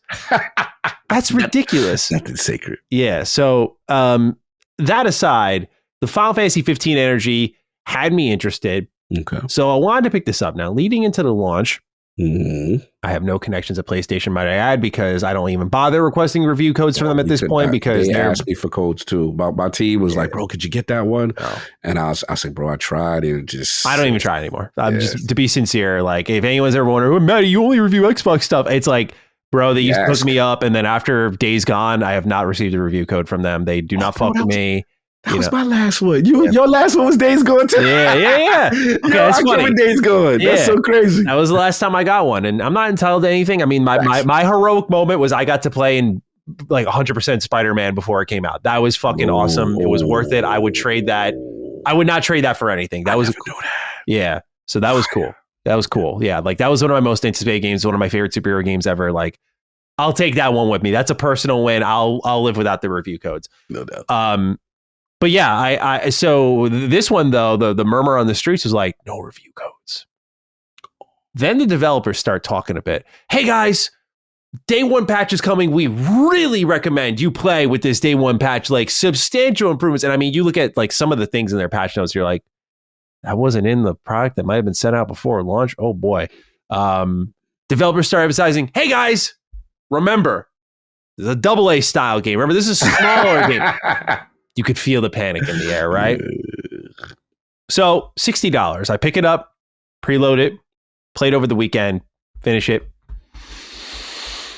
Oh God, I want to love this game, man. I really do. It's an interesting conversation to have because I think a lot of people want to take what happened with this game and apply it to like the future of the PlayStation China Hero project mold. And it's like, well, what can that be then? Because this starts as a passion project, right? And the combat is definitely the best part of the game. It's very flawed, as I'll get into, but it's definitely the best part, and it looks the best, that's for sure. But everything else in this game feels so... I intentionally avoid the term for this game slapped together. Mm-hmm. I use the term for this one slapped on. Like you had this combat system, you built these environments, and then you were like, put a story on top of it, put a crafting system in it, try to make this cinematic. I'm just like, I don't think this game wanted to ever be any of these things, but I almost feel the funding. I'm not, by the way, vilifying PlayStation for this when I say it like this, but the funding and the pressure of becoming a $60 game versus like a solo passion project that's all about combat that could have just been really rad. I think kind of damned the project a bit because it tries to do too much and does very little of it well. So I know people are like, what's a DMC style game, bro? Like, come on, dude, this story is not only acted horribly, which, you know, you can look up your clips if anyone has yet to, but when I say again, slapped on, if anyone wants to watch my review for visual context of what I'm about to talk about, go ahead. It's on Retro Rebound. Mm-hmm. But what I break down is how the cinematics lack any thought whatsoever in conjunction with the level design. So there's one point where your character like falls through, there's like a huge explosion, falls to the floor, loses his weapon. That's not really ever mentioned because you had your weapon before that, but I digress. Loses his weapon, I guess. So you go to a cutscene where he's like spying on these guards. He's looking around the corner. And then he looks down on the ground and all of a sudden there's his sword in like the middle of the doorway and he picks it up and gets ready to fight and like jump in there. Mm-hmm. If you rewind the footage, which I did, and I point down the hallway, there ain't no sword on the ground in front of him. And also based on where he fell versus where his sword is, like really far down in this, it's like, how? Yeah. Okay, nitpick, Maddie. Okay. Fair enough. Fair enough. The big example to me was a point, it's in the literal first 10 minutes of the game. Like you're walking around and you're invading this place in this very Final Fantasy VII inspired mission to kind of like push back against effectively the Empire. Mm-hmm. You're there with this character, Louisa, and she's like, oh, you can't get through there. Here, I'm going to move these contraptions and I'm going to like flip this switch. And so she allows you to go through. So you literally are standing pretty much face to face with her. You're on like one beam. She's on another. Okay. And that's like, and so you go through the part that she unblocked now. And when I say go through, I mean 2 steps. Like you shimmy through. Right. Bro, you step out, you look up, her ass is all the way down at the end of the hallway, up a flight of stairs, on an elevator, going across the screen like this all of a sudden. I'm like, what? I'm like, what kind of thought was put into this? Nothing, you know? And I know it's unimportant in the scheme of things, but it's like bad on that level where I'm like, even the bare minimum execution and thoughts and cinematic direction of it is terrible. I'm not even critiquing the story at this point. I'm just critiquing like there are so many immersion breaking moments where I'm like, what the fuck? Like, how'd she get up there? Like, I literally, you can see in my footage of my review when I was playing it, and I was showing my friend too because we were laughing at it because you literally see me like turn and look where she was, and I was like, the genuine like, how the fuck she get up there? Like, I was like, because I thought it was someone else. So I just wanted to highlight that. Outside of the bad acting and the not good writing and so it's really about like the execution of the cinematics and just how little thought was put into it. But all right, the combat, the kind of star of the show here. Okay. You know, when you got games like Final Fantasy 16. Ninja Gaiden 4 on the way. You have a lot of these hack and slash. Devil May Cry 5, of course, comes out. A lot has happened between this game hitting social media feeds and becoming the full project and it releasing. And that really hurt it because it's competition, which I know we're talking about AAA teams, but when you're funded by PlayStation, I think I can raise my expectations a little bit in fairness. For sure. Its competition absolutely smokes this game. It doesn't feel nearly as good. And it's very simple. This is a great junk food game, popcorn flick game. It's for that. It's for the mindless, shut off your brain action combat. But the combos can get interesting. For example, I got like, you start off with a sword. You eventually get a great sword. When you like knock someone up in the air, you can then switch to your greatsword and like slam them back down. And if you like hold triangle while you're in the air with your sword, you do what's called like a falcon dive, and you like zip to an enemy. And if you hold R2, then you'll like lightning dash between people. There's some cool shit you can do in this game. Again, like what you saw during those promo videos for this from a solo developer effort are still here. Okay. But because it's no longer that, and it's like in my brain, and I think this is fair to assume, we're adding on top of that PlayStation money and PlayStation QA and PlayStation just they're known quality, like that, just what they bring to the table, and like more talent, and like how we can build these systems out. Yeah. I think it falls flat because it's just a very mindless action game with a terrible story and kind of slapped on systems next to it, like your crafting system or whatever. I'm just like, a skill tree. I'm like, why is this here? That doesn't fit the DNA of what the game wants to be. Like, where are the item pickups? Like Devil May Cry, which clearly inspired it. Right. Again, I think because they had to like take their eye out the ball, whether they were, this is what the mold is, or this is what we should do to sell more copies. But I'll just say that to me, it was like I gave it a wait for a sale. I said like, hey, if you can get this during the holidays for like $20 and you're like, I want to get down with a mindless action game. Yeah. Go for it. I don't think it's the worst choice you can make. It's just the game could have been so much more than that. It's such a shame that it turned out this way. I got you. It's also a great case for AA or not. It's a great case for like games used to look way better. Art direction matters. Oh, yeah. Yeah, because there's a game I'll talk about that in this list that looks really good and is using modern tech and pushing it. Okay. That's different.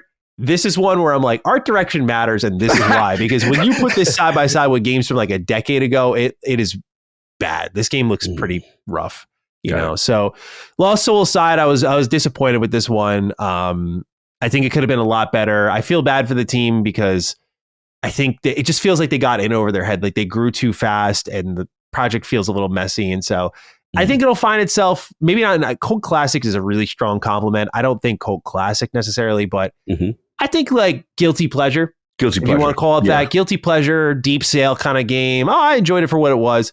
I could see it finding its pocket there, but it's never going to be more than that, in my opinion. Gotcha. No, fair enough. So then we move. What we got? Oh, yeah, here we go. Hell is Us. I'm hearing things. Yeah. So this game, I went on media blackout for when I saw it for the first time because I heard them mention things that I was starting to really fall in love with games doing, like no waypoints, no map, no guidance. Like we want you to figure it all out. I've seen like a weird vendetta go up against this game, by the way. It's a very small contingent of people, but I've seen people call it like no map copium, and people are defending the fact that it's like no map in the game. And I'm just like, y'all got to shut up. Like the vision of this game is so clear. And I think you could argue that maybe a map could have helped, but as I'll get into, I think it does such a superb job with its art in guiding you around this world and creating landmarks that you don't really need one outside of sometimes minor details, which is why I started writing things down in a notepad, which the developer recommends, by the way. But Hell is Us. It's best I say little about the story, so I'll keep it brief because that's what you're there for. Okay. It's a mystery game. It's got action combat that I'll talk about, but it's really a mystery game. You are dropped in this world where like a civil war is ongoing. Two opposing sides hate each other very much, and you're kind of investigating the fallout of this war.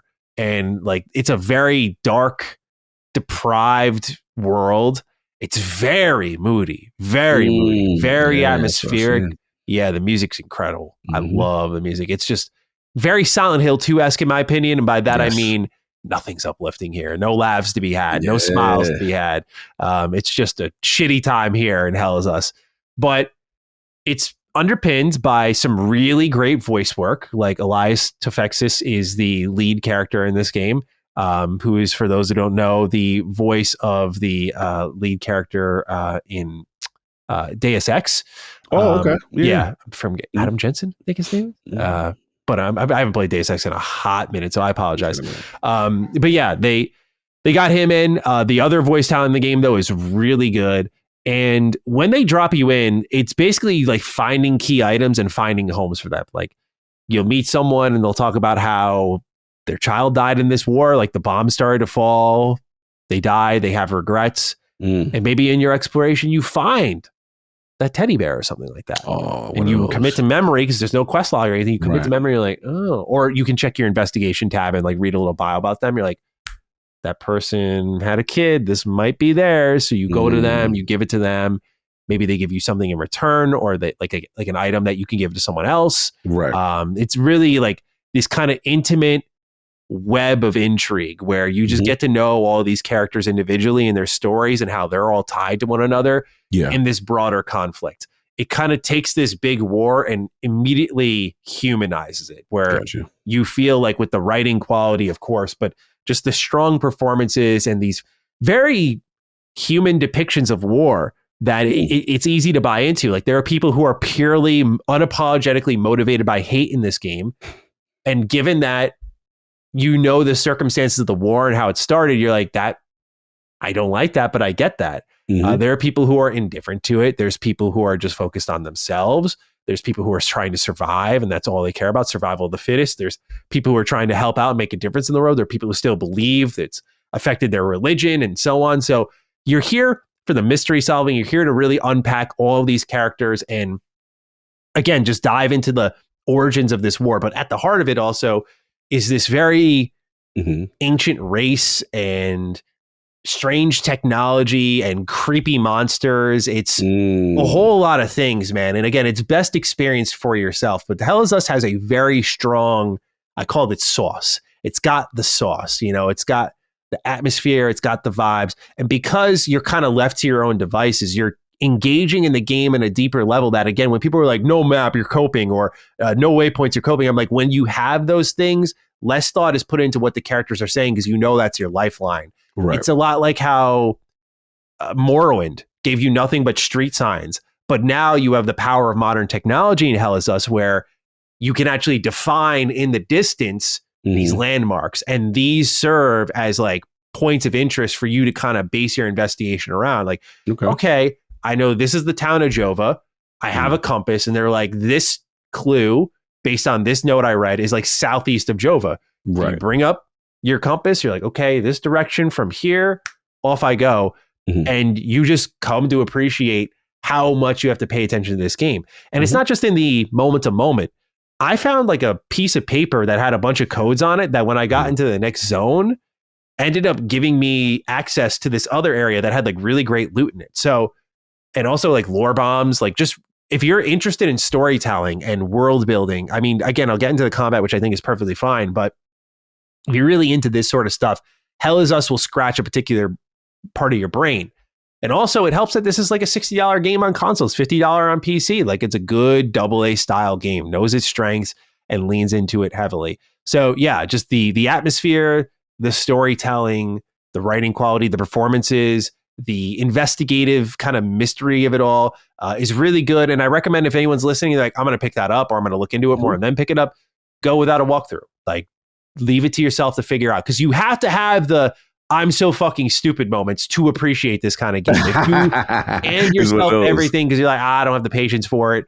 I mean, you could do that. I just think it'll rob you of something great. A lot of the special sauce of this game is figuring it out for yourself. And just, I love that the developers drop you in here and they're like, you'll get it.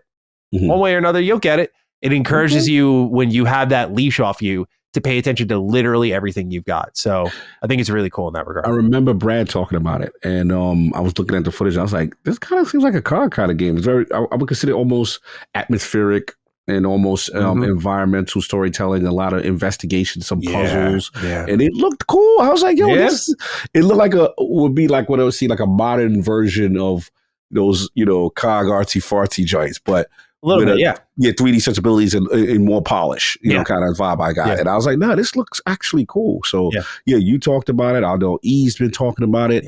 I got to keep my eye on it because I've heard. I think you'd like it. I think it looks like a game I would like. Yeah. It also helps it's digestible. It's like broken up into zones, and these zones are as kind of dense as you want them to be. Like, if you're a really good problem solver, you can kind of like rip through this game. Me, I took a little bit longer. Like, one area, I had that obvious solution in front of me. I completely missed the hints in the puzzle, and I spent 7 hours in this zone doing a bunch of side shit, thinking it'd eventually lead me back to the main stuff, until I went back to that main thing and went, oh, it was right there the whole time. Okay. Got it. Right. Way to go, Matt. So yeah, like this game has a way of making you feel stupid, but then you in turn feel smarter because you learn its tricks and you're like, okay, I know what you're up to here and how you're trying to deceive me a little bit. But what I think I want to just emphasize is it all feels authentic. There's no bullshit. There's no even authentic in the writing. Like, it feels believable from every sense, and it works again really well. And it knows very much that the mystery is kind of it's the carrot on the end of the stick that's pulling you forward. If you're motivated by that stuff like I am, I think you'll really like this game. Now for combat. Yes. It's interesting also to hear you say I might like this one because it's very Souls-like in its combat. Not in difficulty. Nice. Okay. To be clear, because there's like no boss fights. And it is my one complaint about the game is that the enemy variety doesn't really switch up. Got it. So it gets a little repetitive, a little boring, a little samey. Basically, these enemies it's very inspired by Death Stranding. So these enemies are attached via umbilical cords, as you have to beat up these enemies that are in these orbs first before you can actually attack the usual common fodder enemies. Again, I defined it as aight. It's an aight combat system. Yeah, it's aight. Like, it functions. So it's very Souls-like inspired, where you have the lock on, the camera movement's very similar, and you approach your enemies and you pretty much can mash away at them. Like, it's deceptively a hack and slash with a lock on camera. Gotcha. That's how I kind of define it. You have abilities that you can trigger yourself. You have abilities that your drone can use. There is parrying in this game. So Sav, look out. He got long guys. There's parrying in this game. It's not like the core mechanic or anything like that. It's like an optional thing. There's also, if anyone's played Neo, there's the key pulse mechanic. So if you time your key pulse button press at the right moment in this game, you get your stamina and your health back. So like, you get a ton of healing items, but you don't even need to use them, because if you get this kind of key pulse mechanic down, you'll just pump your health and stamina back up.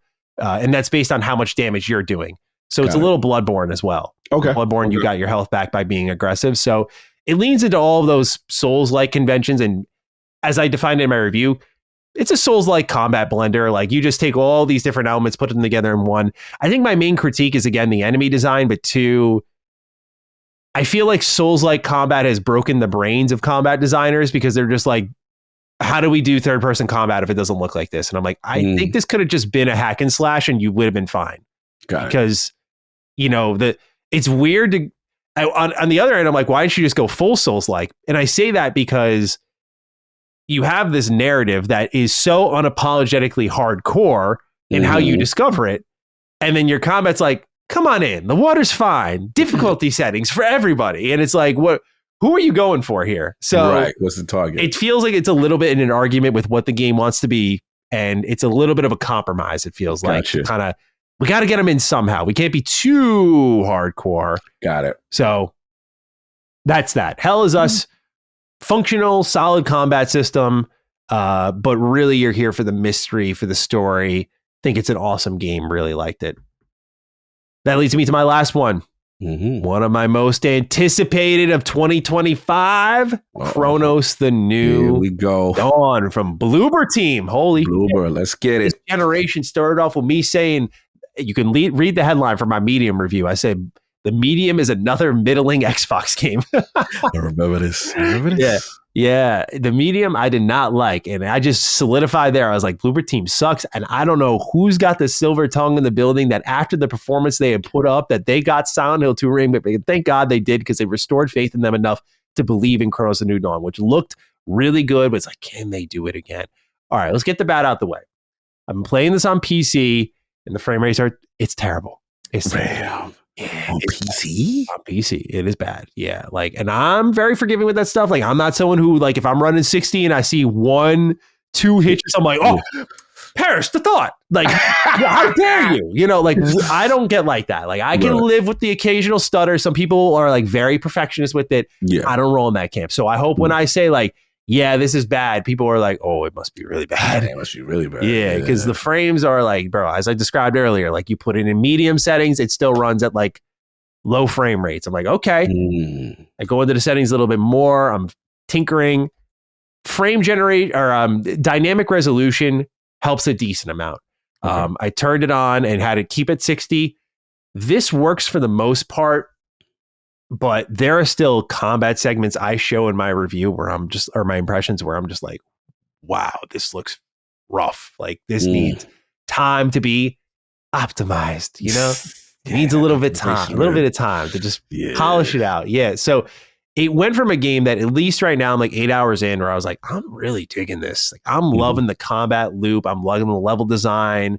I'll talk about how it's a horror love letter to like a kind of wait for a patch, feel it out, at least on my early impressions here, because Chronos is like really cool, but it just doesn't feel good to play sometimes when that frame gives up on you.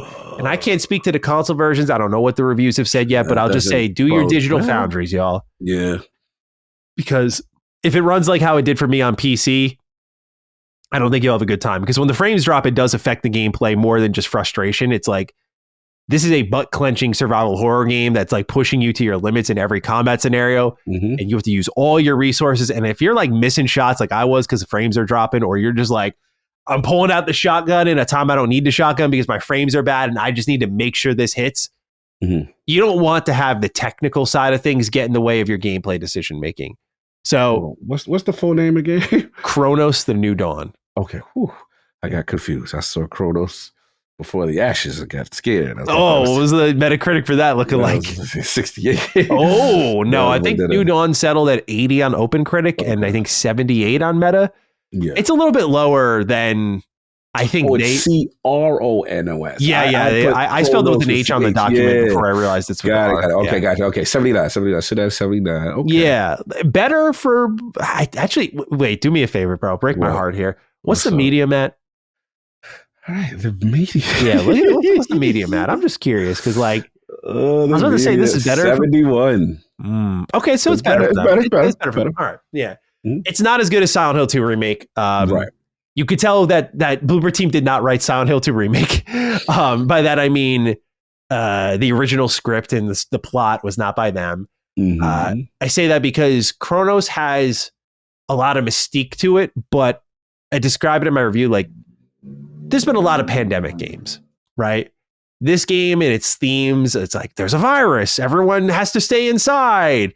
Please isolate, but we need to connect. It's like, oh God, I've seen this so many fucking times, bro. Like, and I get it because like the pandemic affected many of us in very deep ways. And so of course artists are going to be inspired by that. But this feels like a few years late to the whole COVID wave of like, in response to the pandemic, we made this.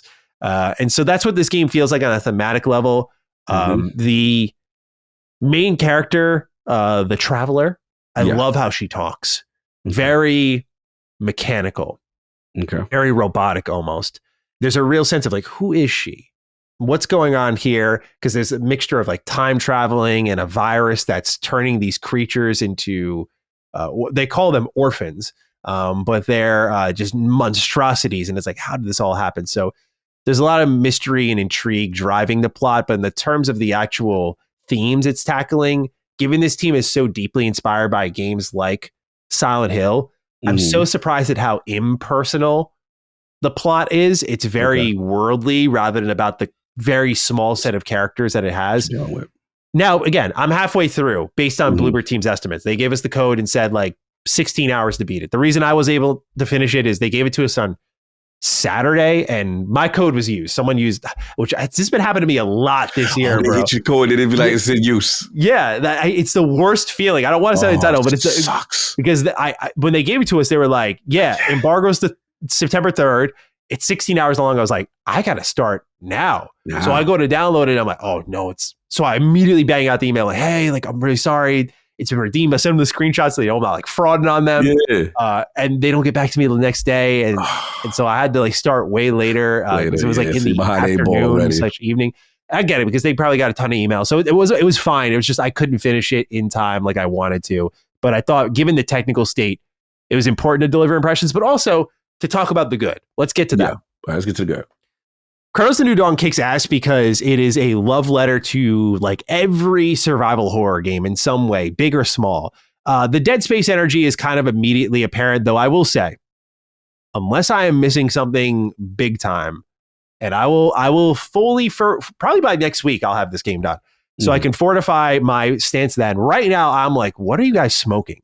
Has anyone played Dead Space? This game has a stomp, and this game has a little bit of zero gravity in it. And I'm like, okay, but Dead Space is about dismemberment. Like that's Dead Space. Right. Why are we drawing Dead Space comparisons? Is it because of the camera angle and like your character holding the weapon like this?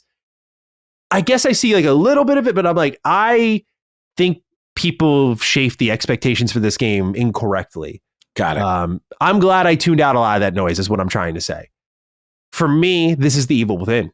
And I love the first Evil Within. Yeah, that's your joint. Your joint. So what I mean by that is very tight combat arenas with obstacles that are naturally there. So they're not just there to be obstacles, but like they're believable, but they're in the way. Your character is a bit slow and does not have like dodges or movement tech, at least at the point I'm at. But the enemies are lethal. And there's the intensity of when you take out an enemy, they have what's called the merge mechanic. So when you kill an enemy, if another one of them's nearby, they'll move to that dead enemy on the floor and start absorbing them to turn into like a bigger version of that. That's fire. It is such an ass clencher because, dude, they are a problem when they turn into that second form, that third form. They're like Super Saiyans. They're like always like, this is not my final form, bro. They go in another one. So it gets really intense because you have to manage the people you're shooting at and you're like, oh shit, he's merging. You have to like fire off.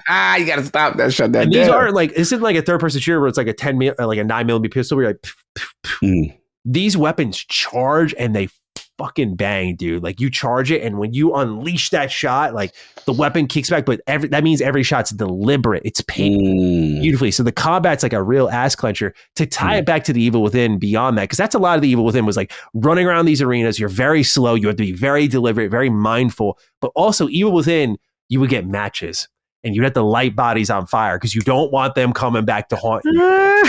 This game, you have what's called the torch.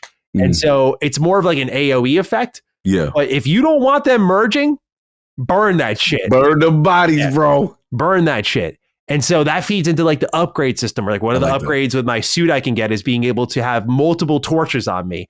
So when I use these, I mean, you have to be very, like what you did with the matches in Evil Within, it's like, I got to be mindful. Like, do I really want to burn these now? Because sometimes it's used for exploration. Like I can burn down this wall and get that loot back there.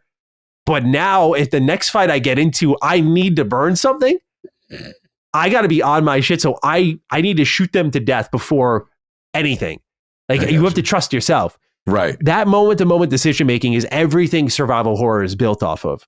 From your exploration to your gameplay to the ass clenching, bro. That is Chronos: The New Dawn. I really love right now the combat flow I'm in. Aesthetically, very Parasite Eve. Parasite Eve. I haven't finished that yet, but Parasite Eve is one of those, I call them the hidden Christmas games, right? Like it's set around Christmas time. There's snow in the game. Oh yeah, that's a throwback. There is a shot that I have in my review and I show Parasite Eve before. Parasite Eve has a level that's in Central Park and it's snowing and there's dead trees everywhere. Bro, there's a moment in this game. You step out an apartment building into like the same exact looking park, dead trees, while the snow is falling. I'm like, and it's Christmas time. I'm like, I know what y'all are doing. So it's a survival horror love letter in many ways. You can see a little bit of the Dead Space. You can definitely see, in my opinion, the Evil Within. You can see the Parasite Eve. You can see a little bit. I mean, if you want to include Silent Hill, like think of the second remake, like the animation quality, the visual polish, like you can see a little bit of that here. They've done a good job, man. Like they should be proud of themselves. The story, the verdict's still out. I think that'll push me to the end of the spectrum of like, when this is patched, please play it versus when this is patched, give it a shot if you got the money or it's on a good sale. But right now, combat wise, it's delivering. If I had critiques at the actual gameplay, I would just say like some levels are unnecessarily bigger than they need to be. Like one of the levels was the Steelworks. And that level was okay. So the game opens up very linear. And even when it opens up, it's still like you can get around by using your eyes. And this game's beautiful. Like I want to use my eyes, but they also provide you with a compass if you want to use it, which has like a waypoint. I did not touch that thing until like hour 5. Then all of a sudden I was starting to use it a lot because there are some like winding rooms. It's easy to get lost. Like this game can get a little bit weavy and windy. And I don't mind that, but when you got to like re-navigate backwards and whatnot, backtracking, not a terrible amount. Usually the levels are interconnected well enough, but not to the elegance of like a Dead Space or a Resident Evil. But it's good. It's good. I wouldn't say great, but yeah, there's a little bit of that where I'm like, why does this have to be so big? But again, that's what reminds me of the Evil Within. The first Evil Within was like, I remember spending like 20 hours with it. And I was like, this is insane value for this type of genre. Some games can justify that length. Like, it's a hot take. Like, I don't think Silent Hill 2 or Resident Evil 4 remake needed to be 20 hours long. Especially a game like Silent Hill 2 remake, I love that game, but I'm also like, I don't know if I'll replay that game because it's exhausting. It is not because of its length, but like that's a stressful game. Resident Evil 4 remake, I'm like, how'd this get so long? Why'd you guys add so much? Add so much to it. So it kind of can, like, survival horror is like this very delicate, it's like a comedy in a way. Like, you gotta like strike your jokes at the right time and know when to leave the stage. Like, you gotta keep that runtime just right. Games like The Evil Within really justify their runtime, in my opinion, because it's so visually varied and so unique. I mean, that's Shinji Mikami in his pure survival horror bag. But this game, I'm going to be curious to see how I feel once I'm done with it, because it's a big game, bro. When they gave us the playtime estimate, they're like 16 hours. I went, what? I thought this would be like a 10-hour game. Like, which would be shorter, Yeah, which I'm fine with this being a much bigger game, because especially if it's good, which it is. We'll just see how those feelings I have about like combat age or level design ages. And I hope the story turns out really well, because if it does, I mean, there's a lot of ambiguity and whatnot where things might make sense later that I don't really care about. You won't be able to until you get to the end. I got you. All right. That sounds promising, man. So basically, the only thing you can say is like really just the engine right now is a little rough. Yeah. But the game itself, you're enjoying. Yes. Yeah. Having fun with it. Story remains to be seen. Music is good. The atmosphere is incredible. I mean, just again, 2 great games with rich atmosphere this weekend. So that was really nice. But yeah, I've been busy. I'm a little tired, boss, from all this review stuff. So. I'm tired, boss. You're going through it right now. Yeah, and it's not going to slow down, because like there's a ton of shit coming out. Like, your boy wants to review Trails. I want to review Borderlands. I don't know how I'm going to do this, but I'm going to. Insane, bro. Yeah. All right. Well, that's what we're playing. Let's get into the news, Cog. This first one, bit of a heartbreaker. Let's do a bit of reading. This comes from Jason Schreier of Bloomberg. He writes, long-running game studio Crystal Dynamics, a division of Embracer Group AB, was forced to cut staff and fully abandon the game Perfect Dark last week after failing to find a new funding partner following the game's cancellation in July. Embracer had come close to striking a deal in which the video game publisher Take-Two Interactive would purchase the game from Microsoft's Xbox, which owned the rights. Take-Two would then fund and publish the game. But the talks collapsed, at least in part because the companies involved were unable to come to terms over the long-term ownership of the Perfect Dark franchise, said the people who requested anonymity because they were not authorized to speak about sensitive negotiations. Representatives for Embracer, Xbox, and Take-Two all declined to comment. Perfect Dark was announced in 2020, was planned as a reboot, which debuted in 2000 for the Nintendo 64. It shared the same name. The modern project was developed by Xbox game studio The Initiative, and some early struggles brought in Crystal Dynamics to co-develop the game. In July, as part of the massive layoffs, Xbox shut down The Initiative and said that they were canceling Perfect Dark, but the developers of the game were then given the opportunity to find funding elsewhere. Leadership of The Initiative and Crystal Dynamics spent the following 2 months hunting for a publisher and wound up in negotiations with multiple parties. Take-Two, the company behind the 2K and Rockstar labels, were interested in funding the game, but the deal fell through. As a result, last week, Crystal Dynamics said it was laying off an unspecified number of staff, although the company did not explain why. And this is sad to see, because Hi-Fi Rush did get saved. And unfortunately, this did not. So the project is officially gone, and we lost the hope we didn't know we had, Cog. What are our thoughts on it? I low-key hate, like, with all respect to Schreier, I'm like, I low-key hate this story, because I'm like, why'd you got to do this? Why'd you let me know there was a chance? Because now I want to push and be like, someone else get involved. Bro. The other surprise here before I kick it to you is I'm like, Take-Two, really? Yeah. So what's your thoughts and feelings on this? Well, clearly, obviously, it was the news we didn't know, right? And it's just more heartbreak on a situation that was already heartbreaking. So obviously we knew the studio, got shut down, and Crystal Dynamics, the Embracer relationship. So I guess the way I look at it is that, one, Take-Two found value in this, right? So there's a part of me that, what did they see, right? That they said, okay, let's see what you got. There was enough there for them to say, oh, no, we want to invest in this, right? Mm-hmm. And it's the Perfect Dark name. So you're like, okay, cool. So they're that close to being saved. But then this is when the business comes in. And it's just like, if Take-Two is going to, in the business of hits, and they're going to acquire something, they want the IP. And that's the rub. And I can kind of understand Microsoft either jacking up that price or say like, bro, we just give you that game, but you don't control the IP, because the business is with the IP. That's the thing. So I think Take-Two wanted to add Perfect Dark to the family. And then you got the Rare relationship, you got all that other stuff going on. And obviously we know the history with Crystal Dynamics came in with Gallagher's team. It just sucks to know like they didn't get the landing that Tango did, right? Tango with Krafton, and then it was able to work out and stuff like that. I think that's what it is. I think it ultimately comes down to IP ownership, if I had to guess. And that is just something that they're not willing to give. And it just sucks for, one, the studio, right? Because they got shut down. Two, for the fans who love that franchise. Because the question, it is fair to come at Microsoft and say this, okay, you're not going to give it to them, but what you yourself are going to do with it. You took the words right out of my mouth. That's the thing, right? So it's just like, as much as I could defend them for saying, we're not going to give you, Take-Two all of this power over this thing we control, it also reminds me of Scalebound. Well, what are you going to do with it since you're just sitting there with it, right? And then it just feels like you're just going to be on ice forever and in limbo forever. And will there ever be a reimagining? Because I don't know. I mean, look, I'll be honest. I'm not a Perfect Dark guy like that. Like I was willing to give this one a shot to say, okay, you know what? Let's see. Even the one on Xbox, I'm like, okay, it was okay to be. I was never wowed by Perfect Dark, like, oh my God. But what I saw from that trailer, at least conceptually, I'm like, ooh, okay. Yeah. You giving me a vibe right here. You giving me some espionage, you give me some high speed, give me some movement.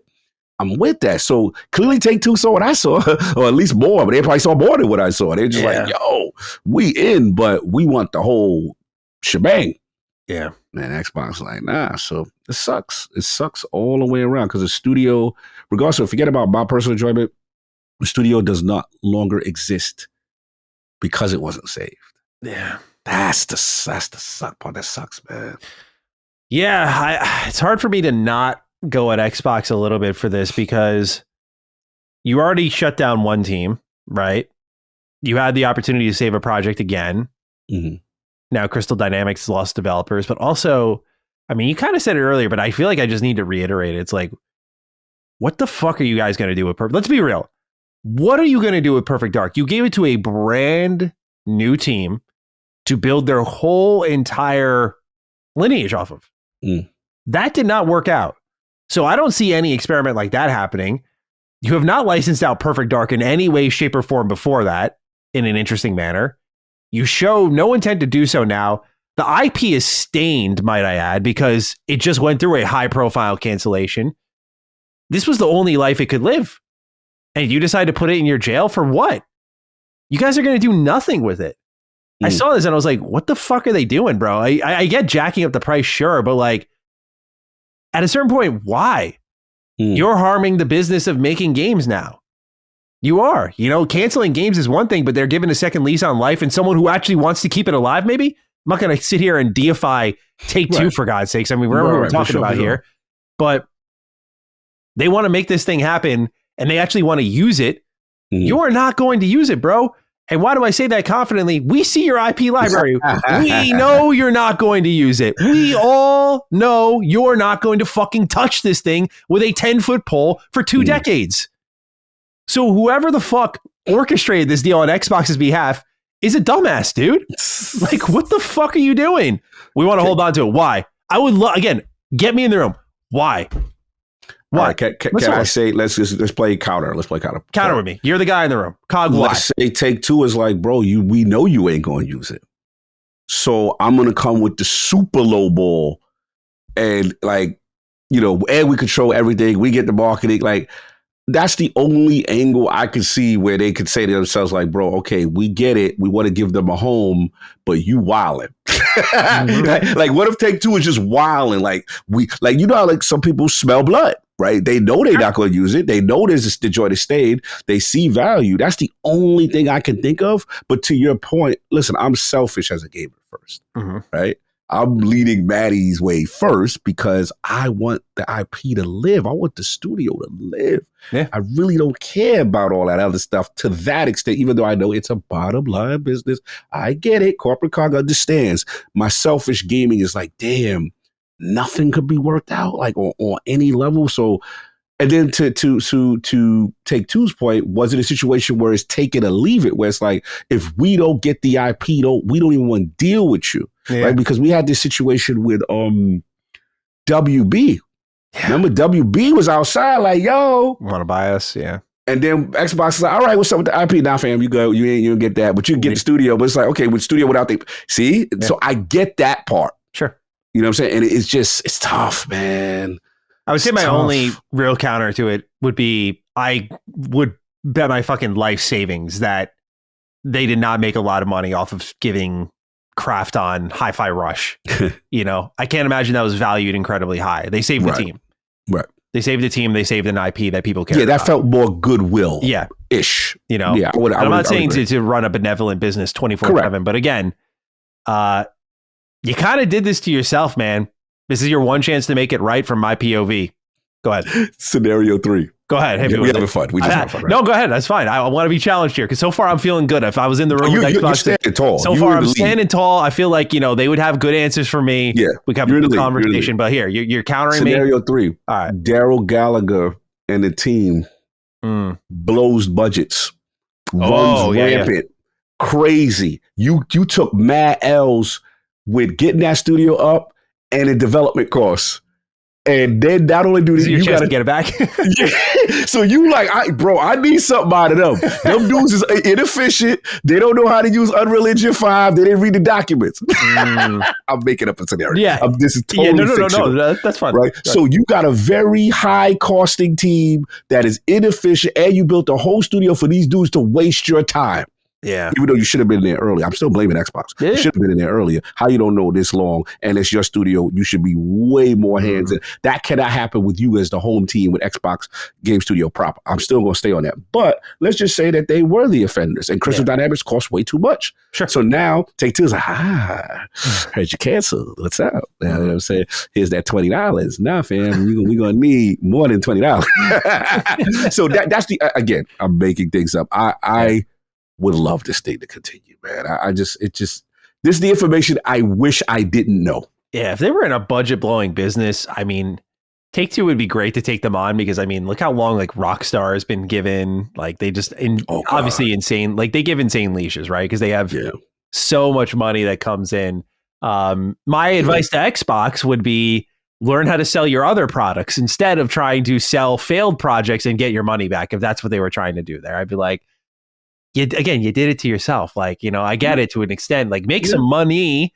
You're lucky to get any at all. Most developers and publishers are unable to salvage any type of money out of it, but you could have gone 2 for 2, know? So it's at this point, I'm crying over spilled milk. So I'm not going to act like I'm super pissed about it. Cause I'm like you, I'm not like a huge Perfect Dark fan, but it's just like, look, bro, this guy Xbox's DNA all over it with this type of money making. Like I can just smell the shystiness of it all. Right? I can just smell it, bro. I'm just like, dude, I'm not saying Take-Two is blameless in this, but I know there had to be a backbreaker here. And Xbox is they went IP hunting. So I know this had to come down to them not wanting to give up the IP. It had to be that. Yeah. 1,000%. And if it really is that way, and Take-Two's like, we would take it on, anything for it would be great because you're not going to make nearly enough money with it in general because you're not going to use it. So and if you do use it, I could pick, sorry, I mean, I was going to say, if you do use it, I will say this honestly, as someone who's not a huge Perfect Dark guy, is like, I can think of a million other Xbox IP you do own right now that are dormant that I would love to see you bring back. No, I think your argument is sound. At the end of the day, look, Take-Two is going to fund and publish it. Mm-hmm. Talks collapse because they're unable to talk about long term. So let's just say that Take-Two revives it, and now Perfect Dark is a household name, and they control now this IP that is just a moneymaker. All of That's a sudden. What I'm saying, bro. You can smell the shice, the bullshit. You guys make the game. Yeah, you make the game, and we're gonna hold the IP. Because when you make it the big thing, we'll make another one because we know people care now. That's what this is. And I'm grilling them hard now for no good reason. Because at the end of the day, it's like, who the fuck wouldn't do that? I get the mindset behind that, but that's so nasty if that were to be the case, That's why the business of video games doesn't match with the creative with the creative artistic aspect of it. It just doesn't. It's just funny, bro. Again, I respect sharing information and knowledge, but I almost am of the mindset. I'm like, I don't think we needed to know this one. This one hurts. Not even the pain of it, but it's like, is the public ever able to create pressure to get them to return?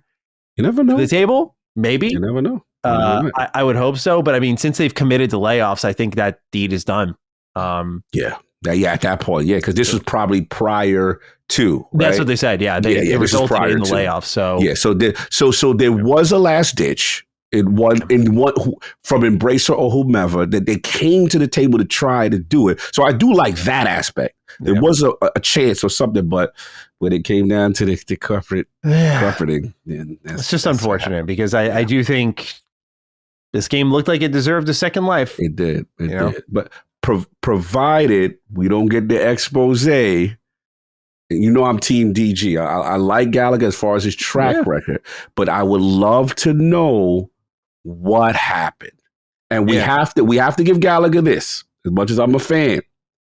How is it you hired all this world-class talent? I'm with you. Everybody left you, and then you bring your home team with the Crystal D shirts in. That cost when the Crystal D came in, that had the cost that the sound. So what went wrong? All these, remember, they were luminaries. That was when it was quadruple A energy. They had luminary names, and dudes were like, "Nah, I'm good. I'm out." Gotta give Xbox that. I have to, it doesn't sound like a good environment. We still never got explanation as to why. Because that's the part I'm just like, okay, like all these great minds couldn't come together. Who is too controlling or who ain't running the ship right? Is Gallagher a problem? I get it. I have to call it out on some level. Yeah. You know what I mean? So, and then here come Crystal D. They get it from Embracer, work on this. It's just a sad situation. Yeah. Man. I think they cited a lot of disagreements among like prototyping as why that original team split. And so I think that was a lot of what came down to it. But yeah, if it's a DG problem, I mean, I'm sure we'll eventually learn. But I feel like Schreier, knowing the type of work he produces, would have maybe made the expose on that more like over this. But I would just love to know the people who left the project.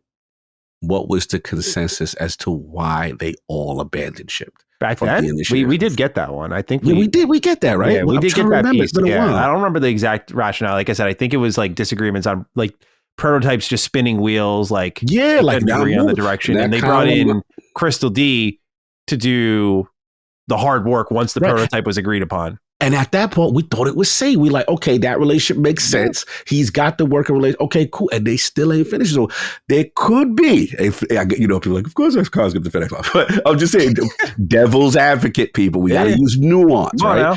I'm still leaning with Maddie that the game should have been saved. I think Maddie's argument is the stronger argument. I'm just playing devil's advocate for the standpoint of these dudes may have been resource hogs and they still didn't get to the finish line. And when it's time to check the homework, even though Xbox came in way too late, that, bro, that up, what the hell was y'all doing? I mean, very likely, I would argue it probably did happen, right? They at the end of the day, even if they didn't mean to resource hog, they started more like 2018 or 19. I forgot what it was when they got announced. And, they had nothing to show them up until like 2024. And again, a lot of this would be a non-story if I'm Xbox and I'm trying to get to the root of this, like, okay, we can't change this, we can't change this, we can't change that. Or, giving it a second lease on life would have been nice, and giving the IP a new home would have been nice. But really, it comes down to, like, you showed something that wasn't ready and was in danger, and valid. That's where I think the root of it is. Because if we didn't see any of this, this story wouldn't even be in existence. Facts. So it's 100%. Less heartbreak involved. So yeah, Xbox hopefully can learn a lesson from that. But otherwise, we move on to our final bit of news. Coming soon to Xbox Game Pass. Going to be a hell of a week for you Silksong fans out there. Already out now, I Am Your Beast. This is on Ultimate PC and Standard tiers. 9 Souls is also out now on Series X and S in your Standard tier. Out as well. Day 1. It's finally happened. Hollow Knight Silksong is real. And yeah, all those years ago, Xbox made what likely was a very good deal for themselves, given the anticipation of Silksong now. That's on the Ultimate and PC tiers for Xbox Game Pass. You can get that there alongside Cataclysmo on PC Game Pass. On September 10th, Paw Patrol World comes out on the Ultimate PC and Standard tiers.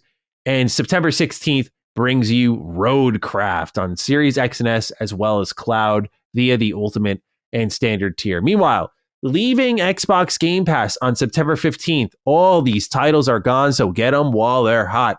All you need is help on console, PC, and cloud. All these are console, PC, and cloud.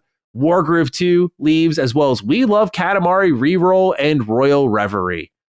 All right, Cog, I think we know which one stands out to both of us here. Yeah, it's Silksong. Yeah, it's Silksong. Silksongers, this is your moment. That's it, baby. This is it. Shout out to the homie. I was on the was the Xbox podcast, and he's a huge fan there. And he was just, he could see the passion and why he loves the franchise so much. And obviously, we know the history. It was supposed to be just, Team Cherry's just supposed to do, what is it? Expansion. It's just supposed to be expansion. I forgot the character, Hornet. Mm-hmm. And then it just bubbled and bubbled. So yeah, we're here now. And I can't forget. It's been so long. I forgot it was a Game Pass game. I know. So imagine how that deal kind of played fruit back then. So yeah, this is gonna go crazy. I can't wait to get my hand on it, especially after coming off the Shinobi. I want to see again. These are one of the 2D goats. You know what I'm saying? It's like the Oris, it's the Hollow Knights. These are them boys. So it's strong when other indies are moving the hell out the way. Yes, I agree. It's that type of time. I agree. So congrats to Team Cherry. I know our VFX guy on our team, he is like a huge Hollow Knight guy, and he's like cleared his week and everything. Like he's like, just heads up, like, might be a little unavailable. I was like, you do you, brother. I'm very excited for him. And I'm excited for people who have been waiting a long time for this. Like I mentioned earlier, this is one that I won't be playing for a while because I still have to play the original. I mean, some people are saying you could start with Silksong, but I'm like, look, man, this is one of those things. I could see the hype behind it. You got to earn it a little bit. I don't know if this is necessarily like a Elden Ring moment where it's like, you could, like, I'm not going to play every Dark Souls game before that. Right. Like you didn't, I wouldn't grill you for starting with Elden Ring, but I don't get the vibe that's the case here. Like I want to understand what made Hollow Knight so interesting to people. So looking forward to seeing what people think of it. I hope it really delivers. I have no doubt it will, just on the sheer amount of time they spent in it, and also that they called it development heaven. So there's that too. I saw press was making a little bit of a fuss that no review codes were going. I think it was Polygon. Yeah, they were a little upset. But I think the mentality from Team Cherry was like, I did understand it a little bit. They were like, look, we want to give it to our Kickstarters and our supporters or something like that first. Yeah. So kind of like an old school mentality kind of thing. I get it. Some people could look at it like, yo, you scared, you play games, whatever. But there's a part of me that, based on the article you read last, Duke, and you were talking about, they just seemed like a very, I call them like the apartment complex developing studio. Like, like very regular dudes who, work small, didn't expand too big. And I think they just saw we going to keep it to our day ones and our loyal first kind of thing. But unless there's new information, unless you got new information that says. I'm reading this article here. What's going on? It is from Polygon. I won't say the writer's name just to be kind. The headline is, "The gaming industry deserved more lead time before Silksong." They write, "Man plans, God laughs. Only in this case, God is a tiny bug with a really sharp sword." Hollow Knight Silksong comes out September 4th, marking the conclusion of a years-long hype cycle. It comes with just 2 weeks of advance notice. Already no less than 5 games have shifted their planned release dates out of the next week, some by months. I really only have one question. What the hell, you guys? First announced in 20. I never had a chance to read this. One of our art directors put me onto this. I was just like, well, I was like, oh, that's crazy. But now reading this. Okay, first announced in 2019, Hollow Knight Silksong started out as an expansion to developer Team Cherry's popular Metroidvania, but quickly evolved into a full-size game. Despite hints in 2022 that it would release within a year, it was delayed indefinitely in 23 and has largely stayed absent from gaming publicity events since. All along the way, Silksong became a bona fide meme, a staple in subreddits, YouTube chats, and social media feeds. But this isn't to discount the widespread anticipation. Hollow Knight has sold an estimated 15 million copies, a massive number for any game, let alone indie.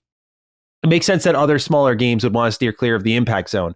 More than the big studios whose games are buoyed by massive marketing budgets, the life or death of an indie game is often dependent on positive word of mouth during its release week. Let's imagine reasonably that Silksong sucks all the air out of the room upon release. If no one is around to talk about your new game, did it even come out?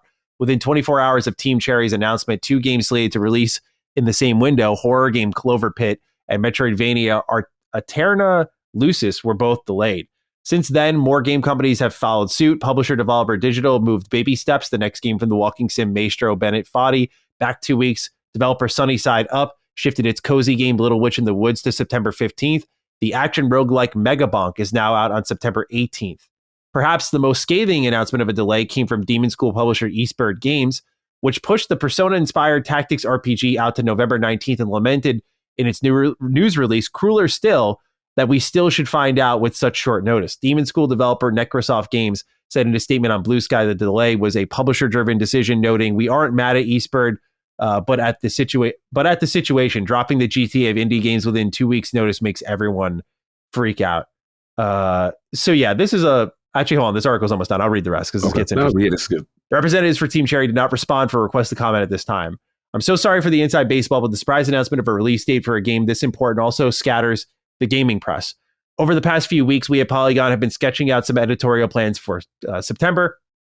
Part of the process involves identifying which games our staff should cover, and then determining which of those staffers actually has the time and bandwidth to cover them appropriately, whether the tentpoles like Borderlands 4 or comparatively under-the-radar games like Hiragami. It's a balancing act. Yes, we strive to devote as much time as we can to unearthing hidden gems you might not have otherwise heard of.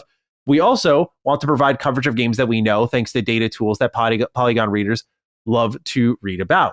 Now Silksong is here. Guess what we'll devote the bulk of our coverage to? Guess what other sites will likely devote the bulk of their coverage to?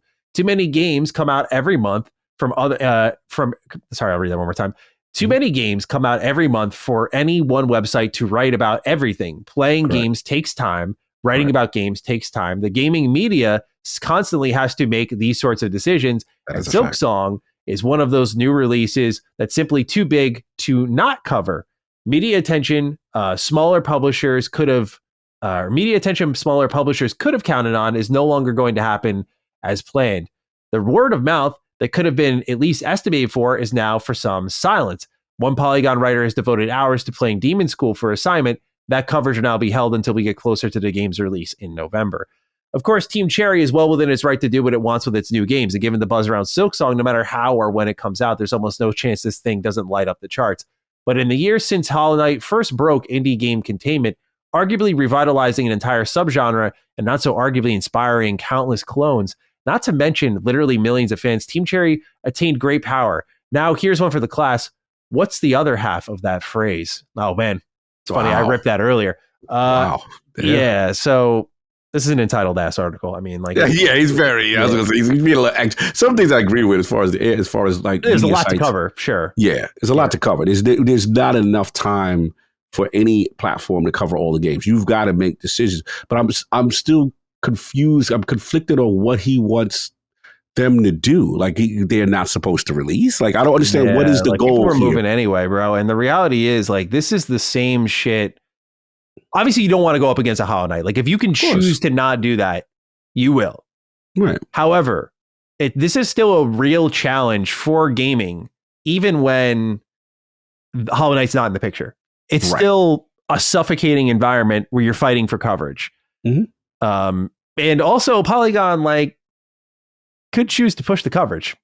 Because I've chosen to push stuff, even though, like, the algorithm won't like this. Like, you think the algorithm is going to like me not playing Hollow Knight? It's like, of course that shit would fucking bang on my channel, but am I going to do it? No, because I can't do it right. Or I'm not saying don't do Hollow Knight, but like, do Hollow Knight on top of your plans, or Demon School. It's like, I have Retro Rebound videos that are stashed on our Google Drive where we recorded stuff thinking something would happen sooner, plans changed, and I literally have like year or two old Retro Rebound videos that are just stashed and ready to be edited once we are able to actually post them in a window where we think it'll get a lot more attention, which is good for everybody involved. You know, it's good for the developers. It's good for your website. Like, it just seems so undereducated. What's here? I still didn't understand the source of the frustration. But like, bro, there's going to be games like this that's just going to come, and they're just going to be zeitgeist kind of games. And, you know, your industry, you try to prepare as best you can, you know, but yeah, I can't fault Hollow Knight on this one. I don't know what they're supposed to do. Mind you, it took me a second to find this Hollow Knight article because what? Get this, right? They're like, oh, think of the indies. All right. I typed in Hollow Knight Silksong Polygon. This is in the last 2 weeks. An hour with Hollow Knight Silksong reset my expectations. 2 days. That was 10 hours ago. 2 days ago. Hollow Knight Silksong will cost $20. Release date time confirmed. 1 day ago. What time does Hollow Knight Silksong release in your time zone? By the way, the most bullshit of articles. 2 weeks ago, Hollow Knight Silksong's bosses look weird, and I'm so here for it. 1 day ago, Hollow Knight isn't the only great Hollow Knight like on Game Pass this month. 1 week ago, the games industry deserved more lead time before Silksong. 2 weeks ago, Hollow Knight Silksong is out in September. 2 weeks ago, can Garfield Kart 2 compete with Hollow Knight Silksong? Who cares, dude? I didn't even see this one. That's literally the headline. Who cares, dude? But then they post something a week later saying it deserved more lead time. What the fuck is this, dude? Are you implying that there's benefits in covering? Wait, hold on. I gotta check something real quick. Is Polygon the one who... Were they the ones who did with Starfield? Were they the ones who like kept recycling that? I think they. Yeah, I remember. I think they were. I'm sorry. People are going to be like, "Oh, of course he doesn't like it." And they went for extra. I don't remember, but I do recall certain sites. There's a site that specifically targeting Starfield and always talking about player count and all these kind of extraneous things that really didn't make sense. And other games are generally not judged at a single player in that way. And I do. I don't know if they are part of it, but I do remember sites that were part of that. That would be very interesting if that. But that would be unfortunate if that was also part of that. I'm trying to find it. But what you said earlier just kind of showed me how, like, you know, there was definitely benefits to covering and putting Hollow Knight in your title, you know, and reaping the benefits off of that engagement and interaction and stuff like that. And look, I get it. I don't knock anybody for doing what they got to do, but again, just be consistent. If you're against it, then you're against it. And if you're not, then, you know, it is what it is. I'll just leave it there. But yeah, you gotta pick a lane and stick with it, whatever your lane is. That's funny. I did not know any of this. Yeah, this is I can't find the tweet where I quoted it, but I want to say it was Polygon. Okay. Well, that's your Game Pass pick, or not pick of the week, but that's what's coming soon with the Xbox Game Pass. Hope you enjoyed my mild crash out there. All right. Game Pass pick of the week, Cog. You've got it on lock. Yes. What do we got, brother? I finally fired it up, man. I finally fired up Gears Reloaded. I was kind of like, I came in cool. Like, I was just like, all right. You know, now granted, obviously Xbox owners, you know, you got a notification on your Xbox. Hey, Reloaded is available. And I'm busting it, man. After throwing it on, I was like, man, that 4K 120 is hitting. I ain't gonna hold you. And playing, you know, the first chapter and first two chapters, and I'm just like, yeah, this is the Cliffy B. John. You know what I'm saying? This is where it started at. It still feels good. It feels amazing. You know, obviously there's gonna be no satisfying feeling, you know what I'm saying, and getting that chainsaw revved up and just cutting through with the brutality. But what the main thing I noticed is because of the 120 and the frames and how good it looks when you're zoomed in over the shoulder third person and moving around. I remember that always being a little clunky and slow. And this is just wavy and crispy. And I'm like, you know what?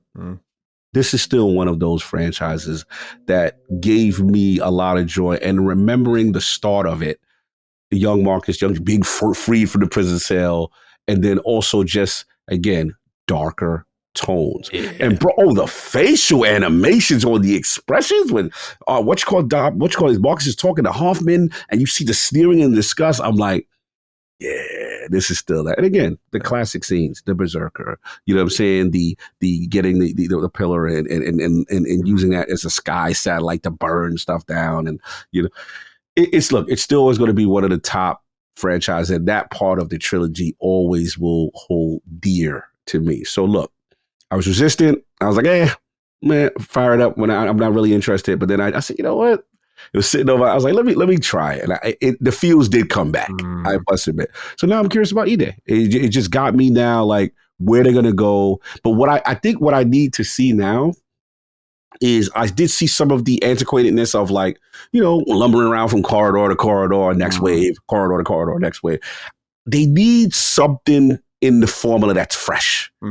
That's gonna some type of mechanic. They flirted with it with Hive Busters.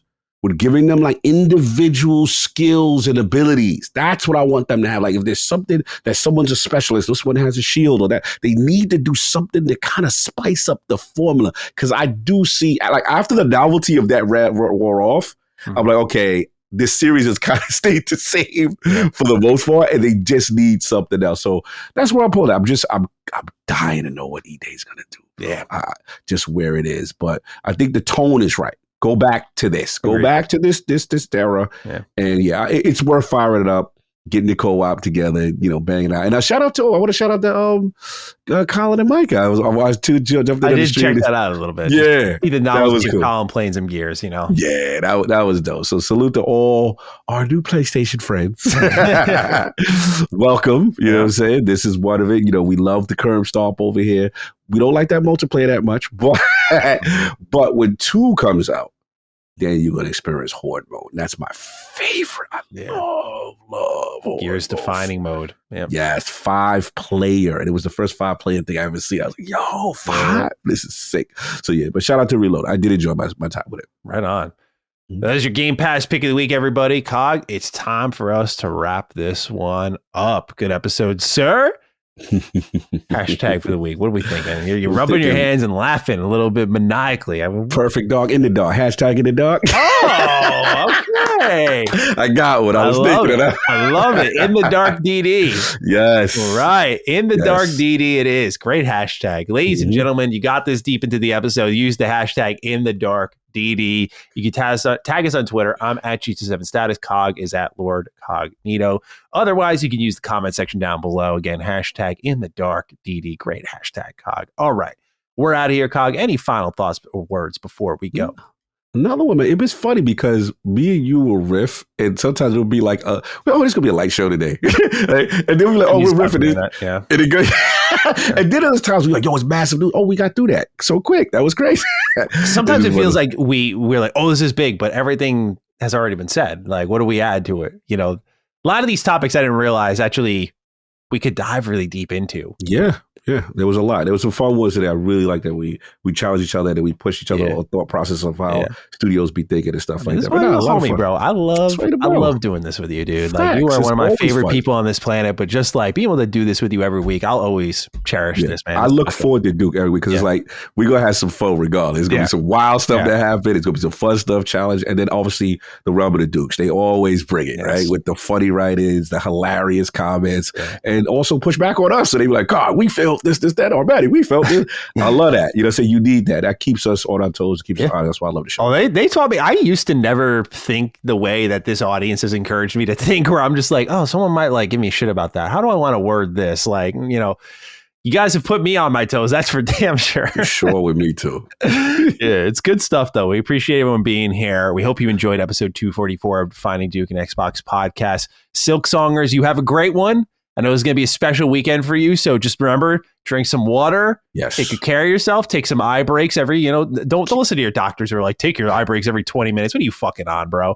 Play for hours. Just play for hours. Just take a break every now and again. Ladies and gentlemen, we'll catch you next week for Defining Duke and Xbox podcast. Until then, take great care of yourselves and peace out. Defining Duke, an Xbox podcast, is a product and trademark of Last Stand Media and Collins Last Stand LLC, and is recorded from the United States of America. The show is conceived by Matthew Mr. Matty Plays Schroeder and me, Colin Moriarty, and is written and produced by Matthew Schroeder. Matty's co-host is Barry Lord Cognito Eversley. Defining Duke's executive producer is Dustin Furman. All of Last Stand's theme music is by Ramon Narvaez. As you know, all of Last Stand Media's shows, including Defining Duke, are fan-funded on Patreon at patreon.com/laststandmedia. The following names are at the producer support level on Patreon, and we're thankful for your kindness and generosity.